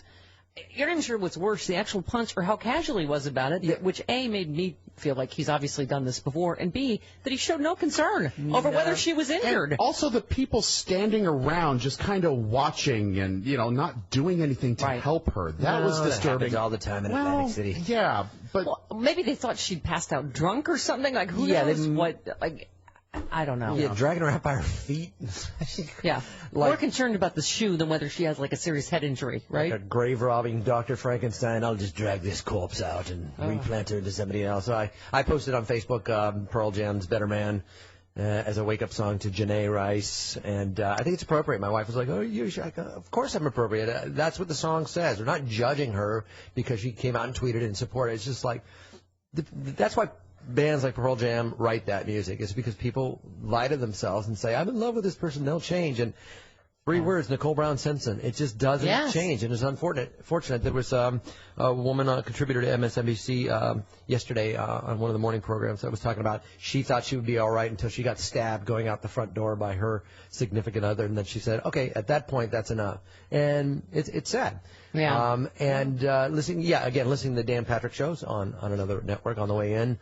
Jason Whitlock, former NFL player, was just saying, as we were talking about, the casualness of how he was standing over her like a boxer that just knocked somebody out, and then just that attitude, oh God, now I gotta pick her up again. Oh God. Yeah. What an inconvenience. Yeah. It's pretty eerie. It kind of reeks. Can't say that it's happened before. It certainly looked like he wasn't like, oh my God, what have I done? Yeah, right. If it was heat of the moment and oh my God, and are you okay? I mean, yeah, the whole pretty thing. Pretty creepy. Yep. You know what? I always like to talk to people that start a conversation with you liberals. Oh, that's so inclusive. Because it's so inclusive. Hi, Ken in Pennsylvania. You're on the Stephanie Miller Show. Yeah, you liberals. Well, let me tell you, the reason why I'm calling is because, I like to keep things on the up and up and kind of close to the truth. Sure. I hear you use the phrase, politics stops at the water's edge, okay? Now, during the Iraq War, some Democrats actually went to Iraq to argue for Saddam Hussein and try to subvert the United States' ability to make sure he has no... I'm sorry, what Democrats went to Iraq to advocate for Saddam Hussein? Congressman McDermott McDupus and one of his other clowns in the Congress, they actually went to Iraq. That's respectful. And then you had Nancy Pelosi and this... I don't know what you're talking about. What do you mean to advocate for Saddam Hussein? Nancy Pelosi never went to Iraq. Well, anyway, they wanted to try... Let's just skip over that. Yeah, just skip right over Skip over that. That's completely untrue. Okay, let's go to the point where they tried to pass a resolution in Congress against Turkey for the Armenian genocide, knowing that if they did that, it would create a problem for logistical support for soldiers at a critical time during the Iraq War. So, I just want to say I find it hypocritical and disingenuous that all of a sudden now you want to say, well, we need to finish the water's edge. I might agree with you that there were some Democrats, based on the false intelligence that they saw, that did vote for the war. So in that respect, you're correct. But the politics in the Middle East makes for strange bedfellows. In 1983, there's a famous photo of Rumsfeld and Ronald Reagan laughing and shaking hands with Saddam Hussein, and not some 17 years later. Oh, that's probably what you meant. You probably meant some Republicans went and advocated and shook Saddam Hussein's hand. That's probably what you meant. that probably did happen, but you know what? But I'm talking about Democrats. I'm talking about everybody on the. But that didn't happen. I don't even know what you're talking about. They didn't go to advocate for Saddam Hussein. I don't think he's going to have a problem getting a resolution through Congress to wipe these guys out at all. Okay. If everybody out there asks a question, all you do is need to look at those films, see how they line people up, shoot them in the back of the head, and dump them in a ditch, and ask yourself, yeah, I think we need to do something about this. Yeah, but they did that in Rwanda as well. They were hacking limbs off of kids and stuff like that, and we didn't really necessarily move that fast there because there were less interest. About that, but he was the president during that. Okay. Look what they do in Uganda to gay people. They murder them, and we're supposed to be about freedom, and we do nothing about it. So I think it's I think this is going to do to gay people. I mean, my God, buddy. But why don't we go to Uganda and Rwanda then? Yeah. If the same horrible atrocities are happening to people there. I wouldn't have a problem intervening there if we could do something. Well, then why didn't Bush do it? I don't know. Why didn't Bill Clinton do it? You're right. Clinton was president back then. He was right. Clinton was president back in the 90s when it was happening. But let's face it. Could I just go back to the beginning and stipulate that no Democrats went to Iraq to advocate for Saddam Hussein? So let's just start with the whole conversation started with a lie. I Fugelsanged him. I tried to be nice and sort of see where there were points where we could come to agree upon. That is what Jesus would have done. Although I don't think Jesus would take calls. No, Jesus would look like he's in ISIS, and we would Jesus would take your call off the air. Jesus would come walking down and go, he's in ISIS, kill him. Oh, wait a minute. Jesus would hang up and take your call. I think Jesus was more talented, probably more freeform, probably didn't even need calls, didn't even need the proper calls. He was a long-form improv guy. It was more like the Randy Rhoads. Yeah. Kevin in D.C., you're on the Stephanie Miller Show. Hello, Kevin. Well, good morning. Good morning, Steph. Hello. Boy, you guys have the patience of Job. Well, sometimes. Thank you. And forgive me, Stephanie, you put a ridiculous thought in my head with your Liz and the Lez. That sounds like a bad straight-to-video movie starring Paris Hilton or something. Great. Okay. All right, Kevin, what would you like to say? Well, what I'd like to say would get you thrown off the SEC. All right, fine. Just say something else then. What I will say is, I always joke that you speak, Republican jive. Yes. So I was hoping one of y'all could explain to me yet again why the very individuals who are, I believe, in the middle of suing the president for executive overreach are now insisting actually for doing what they asked him to do to delay the employer mandate. It's not important now, but anyway, go ahead. Yeah. So, I mean, their doublespeak goes back to when he was first elected and gave that speech to kids. Oh, yeah, in the schools. Every other president in the school. And then, of course, but when he does it in dock dating, or when he recently won, how dare the president? Reagan, all the other, Reagan, Bush, Clinton have wore tan suits, no big deal. But when he does it, it's suddenly a national disgrace. I'm beginning to think that there's a racial double standard of some kind. What? Oh, my God. Why, not in America. Let me just say, I bet you can rock a tan suit, my friend. Why do you keep giving me these these softballs, but I'm being nice and biting my tongue today. All right, fine. Okay, love you, bye. Mean that in a dirty way. Okay. All right, 18 minutes after the hour. We roll along. You love him? You really love him? The president's fitness program getting children to do pull-ups like Al-Qaeda trainees. Exactly. Right back. More Coffee with Carlos on the Stephanie Miller Show. Welcome to it. 23 minutes after the hour. It is the You Liberals Show. Welcome to it. Liberal make me sick. Well, you can kind of tune the back in your mouth. You liberal. Carlos imitating the right-wing caller for the previous. That's what we will do. We will mock you mercilessly in the next segment. Excuse me? Jesus with his liberal forgive people and love your neighbor. Sue in Rockville, you're on the Stephanie Miller Show. Hi, Sue. Hey there, guys. Happy anniversary. Thank you. And most importantly, thank you for helping. While you guys stay crazy, you help us stay sane. Good. And everything you've done and everything we continue to do together. I just think the world of you all and wish you 10, 20 more years. Thank you, Angel. We did get a lot of that yesterday. That people have noticed that I've gotten much crazier as you have gotten saner. And you're welcome. I don't know if my family thanks you or curses you because I speak out more. I'm not sure. But for the previous caller, quickly, wasn't it Donald Rumsfeld who had the secret arrangements during the Reagan administration that gave Saddam Hussein all the chemical weapons? Yes. Planetober, was it?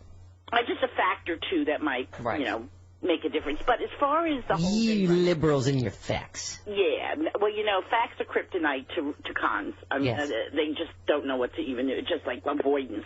Yes. But the Ray Rice thing, if the fundamental issue is we have to help women have self-esteem, I have a solution for them because men do have to sleep, and a Louisville slugger goes a long way to helping men change that behavior. Oh, dear. And so if I need to give each one, because, again, when they're sleeping, you can be very nice to them, and then it just takes, you can walk with a bad knee. Just all right, Sue, I don't know what you're implying, but that was a little dark. Sue was going a little dark on us there. Very Lorena Bobbitt. Joe Biden echoed what you were saying, the vice president talking about what you were saying, zero tolerance for domestic violence. He worked on legislation in 1994, and he was talking about how hard it was back then to convince people that it's not the woman's fault. Yeah. Right. When she's raped or whatever. May I interject? He said this whole culture for so long has put the onus on women. What are you wearing? What did you say? What did you do to provoke? That is never the appropriate question. You can't speak up. May I say that, hours after I posted on Facebook that Ray Rice should just join the sport of boxing because he would be enjoying a big pay-per-view weekend like Floyd Mayweather Jr., who spent 90 days in prison after beating his wife, didn't want to go to settlement because it would have been a felony charge of 34 years. He's fighting on September 13th. Come and watch me fight. Pay your money. So boxing is horrible. At least the NFL, after they got caught, was forced to do something. But boxing, knows. Floyd Mayweather Jr. is a no. And his defense is you ever seen pictures? Ray Rice had video. O.J. Simpson had video. You never seen pictures? There's Actually, no pictures people might pay to see somebody that could hit Ray Rice back. You're going to punch someone that can fight back. And here's the thing about Dana White of the UFC. There would have been no second trial. Dana White would have said, you're gone. You beat a woman, you're done. He's the president of the UFC. He's the best corporate owner of a sport in probably the world in terms of no tolerance for anything that is, societally speaking, bad for this country or bad for the world. Here's Joe Biden yesterday on this. There were so many laws on the books that laid the presumption that if somehow I raped you and I abused you, you must have done something. It's never, never, never the woman's fault. No man has a right to raise a hand to a woman. No means no. And when I started, and that was my position 20 years ago, but it was like, oh, that's too, that's a little too strong. That's too much. Because the society didn't want to peel this scab back. By the way, someone on Fox News said something dumb. Again, on the Ray Rice. Really? Yes, guest host Bernie McGurk. Right. Said that Ray Rice would have received a harsher punishment had he knocked out a gay man or a white woman. What? Rather than his What? now. What the hell is he talking about? I do agree, and I actually originally posted this as a question, and I just asked, what if Ray Rice's wife would have been white? I think the reaction would have been stronger from the public, unfortunately. Well, right. I was going to say, that would be horrible. But he said the Dolphins guy, Don Jones, was suspended for... Not that kind of football player. Miami. Right. Suspended for expressing his opinion on the Michael Sam gay kiss. He went to re-indoctrination camp. Oh, I see. He was fined. I mean, if he punched a gay guy in the elevator, this Ray Rice, he probably would have been charged with a hate crime. He wouldn't have been in the NFL. It's a man, though. It's sort of it's a man-woman. And, of course, in their mind, gay guy, small, effeminate, not the big, huge weightlifter guys that lived in West Hollywood. That's what because the guy has no concept of reality of what gay men are or what they look like. Yeah. Gay guy, fill in the blank. Michael Sam, if Ray Rice would have punched Michael Sam would have punched him back. Real hard. Yeah, real hard. So he's a linebacker that weighs 260 pounds. Ray Rice weighs 227 pounds or somewhere in that neighborhood. So 240, I heard. Idiot. You are an idiot. Oh, pardon me. Do you still have that? Yeah, I think I do. All right. The guy's an idiot. That's why we're surprised. Exactly. But to be fair, Whoopi Goldberg also made her comments something along the lines that, hey, sometimes if a woman does this, she's going to get hit and she needs to know. And now she's trying to walk that back. Hey. As she should. Yep. Okay, 29 minutes after the hour, right back on the Stephanie Miller Show. Miller gets up on the table and starts gyrating like some sort of deranged stripper.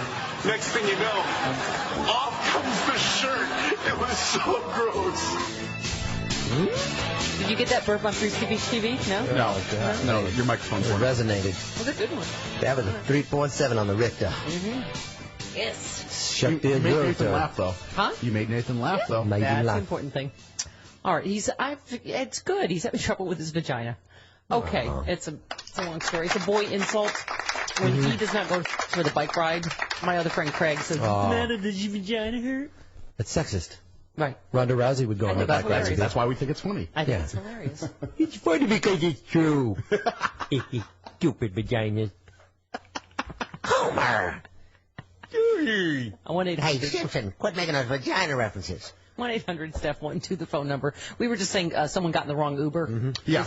Which tends to happen. Yeah. They just get in any car and think it's their Uber. Yeah, my friend Paul in San Francisco just posted, oops, I guess that wasn't my Uber. Stop getting in random cars. That's what happened to Hugh Jackman. You have an idea for a better service. Hey, I'm here for your ride. Oh, here it is. I'm your goober. I'm going to take you to the airport. Hop on back to the flatbed. Yeehaw. My dog's back there. Got a couple pigs. Enjoy the ride. It's your goober. Let me hit my goober app. It's funny. Okay, Paul in Michigan, you're on with Carlos. Hello, Paul. How you doing? I really missed you guys last week. Me too. Good. Mainly, actually, Steph, you and I have a few things in common. I grew up in a Republican family. My grandfather was a Republican state senator and lieutenant governor. Oh, wow. But now I usually support the Democrats. The Republicans talking about plans or strategies is like Charles Manson talking about honesty. When has any Republican ever had a strategy for anything? Yeah. Doing nothing and attacking the president or the Democrats is not a strategy. And what was their strategy in Iraq? To go look for the weapons of mass destruction. Right. Not only did George Bush not have one, he couldn't say it correctly either, as I recall. Remember strategy? Yeah. That was strategy. Yeah. Right. Strategy. What's their strategy for creating jobs? Give billionaires more money so they can stuff it in their Swiss bank accounts? Yeah. I mean, they have a strategy for nothing. Yeah. Exactly. I think it's all based on sort of an idealism that if you do give rich people, they will create jobs. If you do promote democracy in the Arab world, going against years of history where it hasn't been able to work, that they will find democracy and they will come our way. You know, if we just liberate them, they will surely see the ways that democracy can work. And that was just ill-fated. That was George Bush's teacher. The truth about the Iraq War, I think, was the documentary I watched. There was no plan for the peace. Literally no plans. The Baathists were sitting around going, he didn't know the where do we difference go now? between Can we help you Sunni fight? and Shia. I mean. Yes, let's see. Oh, John Boner, we mentioned, has refused, as you know, to enter the growing debate over what to do with ISIS, etc. in Iraq. He said, and he said it once again, what I'm hoping to hear from the president is a strategy that goes after ISIS. What, really? What does he think the president's speech is about? I don't even understand why he bothers talking. We had a strategy to go after Osama bin Laden, and he was executed and killed, and some other form of Islamic fanaticism rises up ISIS. So if you destroy ISIS, you can't destroy the idea of the rejection of, these people being in their country trying to steal their oil, basically. By the way, how does the president get anything done with doofuses like Republican Congressman Lynn Westmoreland? You know this guy? Mm-hmm. Oh, yeah. Republican of Georgia. He attended a Republican county breakfast where he denounced our enemy, President Obama. What? Oh. Yeah. That's seditious. Yeah. The enemy, of course, is our president. Mm-hmm. He said, I think our enemy stands on 1600 Pennsylvania Avenue. He also went on to call Harry Reid ruthless and senile. Can you be both? Can you be ruthlessly senile? I'm not really certain. He, the Cobb County Republican Party touted the event as a very unusual breakfast where its supporters would receive an update on the Benghazi investigation. Because he's on the Benghazi committee. It's on your napkin. Turn it over. Right. Yes. The invitation to our country's great to have him working alongside Chairman Trey Gowdy. Yep. I'm Trey Gowdy. To uncover the truth of the events surrounding the terrorist attack in Benghazi. Yeah. Right. That's where they like to look back. By the way, look back only as far as Benghazi, but not further. Congressman Westmoreland, fun fact, he once called Senator Obama and his wife Michelle uppity. Great. Jefferson's I guess he didn't get the moving memo. on up. Right. I guess he didn't get the memo. You're supposed to use code words. You're not supposed to actually say words like that. That might make you seem in some way They racist. think they're going to learn how to read and move into the big house, huh? And they did. Yes, they did. That's right. Yes, they did. Greg in Albuquerque, you're on the Stephanie Miller Show. Hi, Stephanie. To your listener, love your show. Thank you. And just want to comment, these yahoos that are saying, I want to know what the president's going to say. I want to know what the president's going to put together a coalition. I want to know what his plan is. You know, shut up, sit down, and listen tonight, and then support the guy. This is too important. Yeah. You know, this ISIS thing is just, it's too dangerous. It's too important. And do something right for the first time. Yeah, there's an idea. There's an idea. Thank you, sir. Yeah, we shouldn't forget the horror of the videos that happened where 2 journalists were killed, and that's where the country should underline should come together, just like we came together after 9/11. Nobody was judging Bush. You know, probably maybe a select few, but certainly nobody in Congress. Everybody came together to say, what can we do? And then, as soon as Pat Tillman, he's like, I will go to Afghanistan, Mr. Bush, and then right there in the middle of it, we need to go to Iraq. What? Wait a minute. What the? Yeah. That's where the country divided, is when all of a sudden he tried to, you know, catapult us into another war that had nothing to do with 15 out of 19 hijackers being from Saudi Arabia. Yep. By the way, more good news today. The number of U.S. job openings remain near the highest level in 13 years in July. Companies also stepped up hiring that month at the fastest pace in nearly 7 years. 2 signs the job market is slowly healing. We were saying this, Forbes magazine, which is not a liberal, they just did a report that this is the best president in modern history on every economic indicator. Unemployment rate, this, that, the Dow, way better than Reagan, they're saying. Corporations are doing very well under this administration as well. Yeah, and I'm just, here's what we keep saying. Turn out, turn out, turn out. Because I was looking at these polls. I get sick of the conventional wisdom that, and it may be true, I know the playing field is stacked against Democrats, but we were talking to Dean Obadala about this. Democrats are way ahead on every issue. The American people agree with them on pretty much every issue. A new round of Senate polling shows a stable, slightly GOP-friendly midterm environment. A big batch of new polls released since Friday helped nudge the possibility of a Republican takeover of the U.S. Senate slightly higher GAC. But the overall state of the race remains relatively stable. The ultimate outcome of the election will be determined by a small handful of races with remarkably close margins. Let me finish. The forecast currently gives Republicans a 55% probability of gaining majority, up from 48%, but still barely better than a coin toss. So this is all going to come down to who turns out. Yeah, I think what you're finding is that the big money being spent because of Citizens United in every election is starting to trump the issues, unfortunately. Like you said, Democrats are ahead on all the issues, but it can't compete with the mountains of negative advertising with false facts that are on 24/7. And so that strategy is working. They own the Supreme Court. Obamacare being unpopular, according to polling, despite every objective indicator being that it is working. It's wildly successful. But Stephanie, it's not perfect. Right. If Jesus had a health plan, then it would work. Right. Jesus would probably be single payer, though. Yeah. Brian in Michigan, you're on the Stephanie Miller Show with Carlos. Hey, Brian. Hey, good morning, everybody. Good morning. The Republicans keep screaming they want to hear a plan against ISIS. Mm-hmm. And they almost like they want specifics. Now, correct me if I'm wrong. If we want to go after a terrorist group and maybe do something that are a little undercover and covert, do we really want to spark out what our plans are specifically? It's not like they don't have cell phones and televisions and the internet. Yes, yeah, I'm sure Geraldo will let them know what our true positions are at some point. I think, you're right. You can't do plans. Maybe you can do intentions. We're going to attack here at this hour. And obviously, you can't do those kind of plans. No. Right. No, but that's what I'm saying. This is how the Republicans always try to trap him. They're like, he doesn't have a strategy. No matter what he said, why is he tipping his hands on his strategy to the terrorists? He came up with a strategy without us. Yeah. Mr. President, we want you to lead us, but tell us when you're going to lead us and how you're going to lead us, and then we'll see if we agree to let you lead us. You're leading from behind again, and too much and not enough at the same time. It could be like announcing where the drunken checkpoints are. That's right. It's a deterrent. You're supposed to know where they are so that you don't go out and drive. Oh, right. I see. Yes. We're going to be here. We're going to tell you you're going to Mosul. bomb you so that you stop acting up. I would just use my Waze app to go around those then. Hypothetically. There might be some extra camouflage in Fajula this evening. Yeah, don't. They have cops on the side streets watching for people who turn around and go on the side streets. Yeah. I'd be the person that reports to Waze where the drunken checkpoints are. Yeah. You and John Boehner. I got strategy for how to get around the drunk checkpoints. I bet you had strategy for getting around drunken checkpoints. Is you take 2 limos? Is it?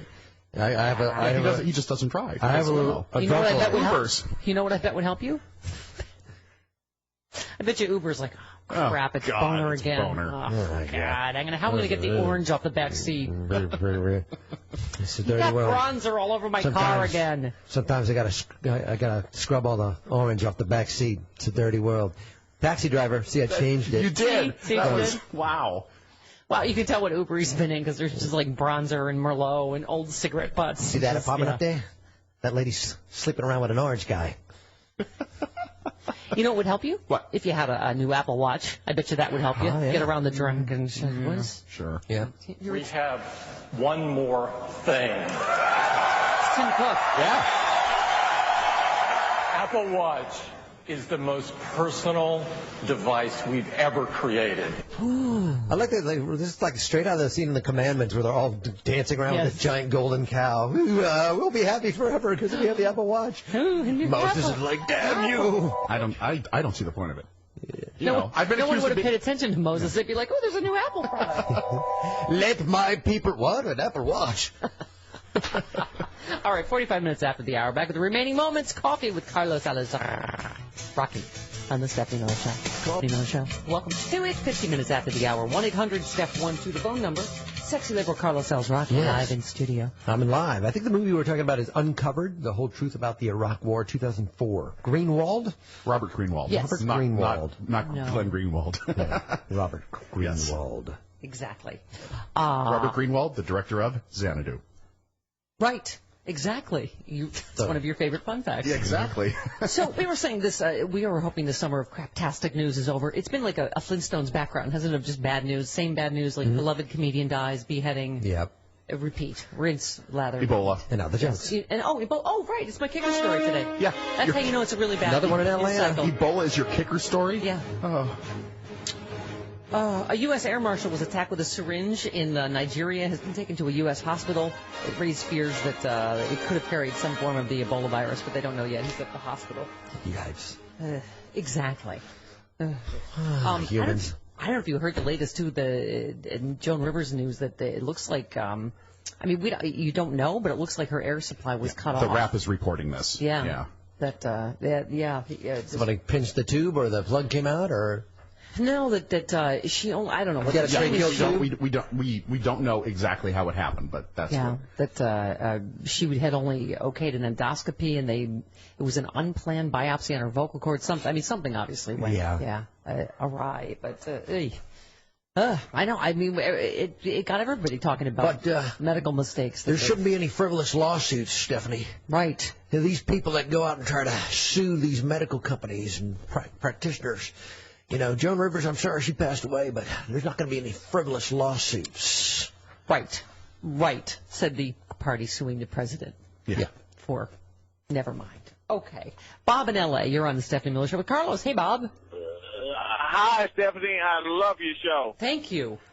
I just have a thing about, I don't understand why more people just totally should be outraged that what Bush did as far as all the young men and women that got killed in Iraq and Afghanistan, and then at the same time, that people are drawing pictures on Obama as Hitler, and I'm going like, wait a minute, this doesn't make any sense to me. Yeah. It doesn't make any sense.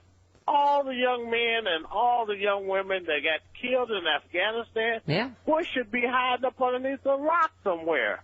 All right. And even one of my favorite radio stations for traffic, every time that they had something to say about the president's health plan, every time there was something wrong, they would always call it Obama's Right. I don't care. Right. When it's right, it's the Affordable Care Act that they thought of. All right. Yeah. Yes, there's the headline. GOP's Obamacare nightmare is coming true. It's working. I wonder how they worked that into a traffic radio station. Oh.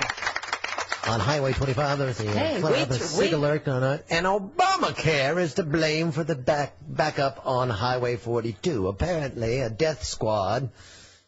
Wade through the right-wing crap, but stay for the traffic. It's the best traffic report in town. Yipes. Panera has become the latest business to ask customers, please leave your guns at home. Yeah. Please and thank you. You don't go with sandwiches. Right. You got free Wi-Fi and no guns. Please don't use our sandwiches as clay pigeons. Thank you. Because of stories like this. I like chowder in I said I wanted Asiago cheese bread. I like chowder in a bread bowl at Panera. Ah, they have chowder. They have chowder. Without gun casings? Without gun casings. Thank you. It's because of things like this. A Seattle man is facing felony assault charges after he allegedly he shot at two people who interrupted an oral sex session that was he was getting. He was right. He was receiving and he shot somebody? Well, because someone interrupted him. Two smoking guns. Good night, folks. All right. Thank you, ladies and gentlemen. We'll be here all afternoon in New York. Okay. Some kind of gun was discharged. What? Something went off in his hands. Police said the incident took place around 2 a.m. Nothing ever good happens after 2 a.m. When an unnamed man and woman were walking down a downtown street arguing with each other, at the same time, a man was receiving oral sex from an unidentified woman. The woman performing the alleged act on the suspect was apparently spooked by the quarreling couple and fled the scene before the suspect had climaxed. Only one thing left to do then, start shooting wildly at people. Then clean up. Right. Shoot first, clean up second. Right. Fran Drescher has married the inventor of email. What? Al Gore? He's a scientist credited with having invented the email. Although there's some dispute over that. Oh? Yeah. Mr. Sheffield. I love him. Oh, my God. He's so cute and handsome. I never heard you do Fran Drescher. Yeah, you never asked. There's not much call for it anymore. It is not much call for Fran Drescher impersonations anymore. I don't know what's happened to this country of comedy. Listen, my Joan Rivers, there goes my last impression, right? She's got a good sense of humor, right? Would it be inappropriate to do a new, do you want to build a snowman? Look, stare and hanging pictures on the wall. Hang in there, Joan. And it's a picture of Joan Rivers. Would that be? No. Is that inappropriate? No. Yes, it is. Okay. Yes, she's a comedian. She can handle it.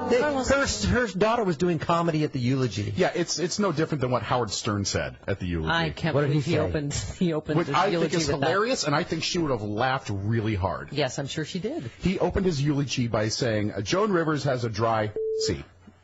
Wow. Right.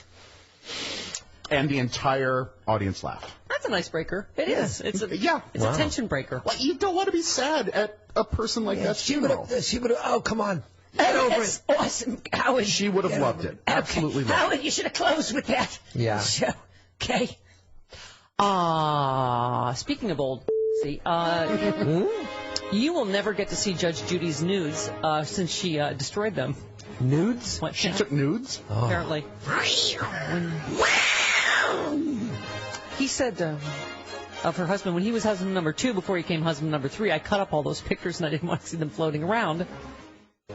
Because you have to be smart enough to say if you don't want to revisit something because of the world we live in, your boyfriend today isn't going to be your boyfriend 30 years from now, or your husband. Don't take the pictures. That's smart. Oh, boy. TMZ spooked her. I'm not going to let some show get a hold of these pictures. No way. I need Edward Scissorhands over here. Oh. Hey, Edward Scissorhands, help me out. The mind reels at Judge Judy nude photos. Well, we saw, didn't we see Dr. Laura's nudes? Oh, Lord God. Do nude photos exist of you? Yes, they do, actually. Really? A backpacking trip with 2 other guys, backs turned, like with our arms up, like celebrating a hike we just did. It's very, very homoerotic photo of 3 men naked in the woods. Can I see it? Yeah, I'll bring them in. I'll show it to you. I'm not ashamed. Okay. There's none of me, as far as I know. Unless someone took them after I passed out. Butts. Come on, it's like a Hugh Jackman thing. Yours is cute, by the way. Yeah, I've got a nice bubbly butt. All right. We'll see you tomorrow on the Stephanie Miller Show.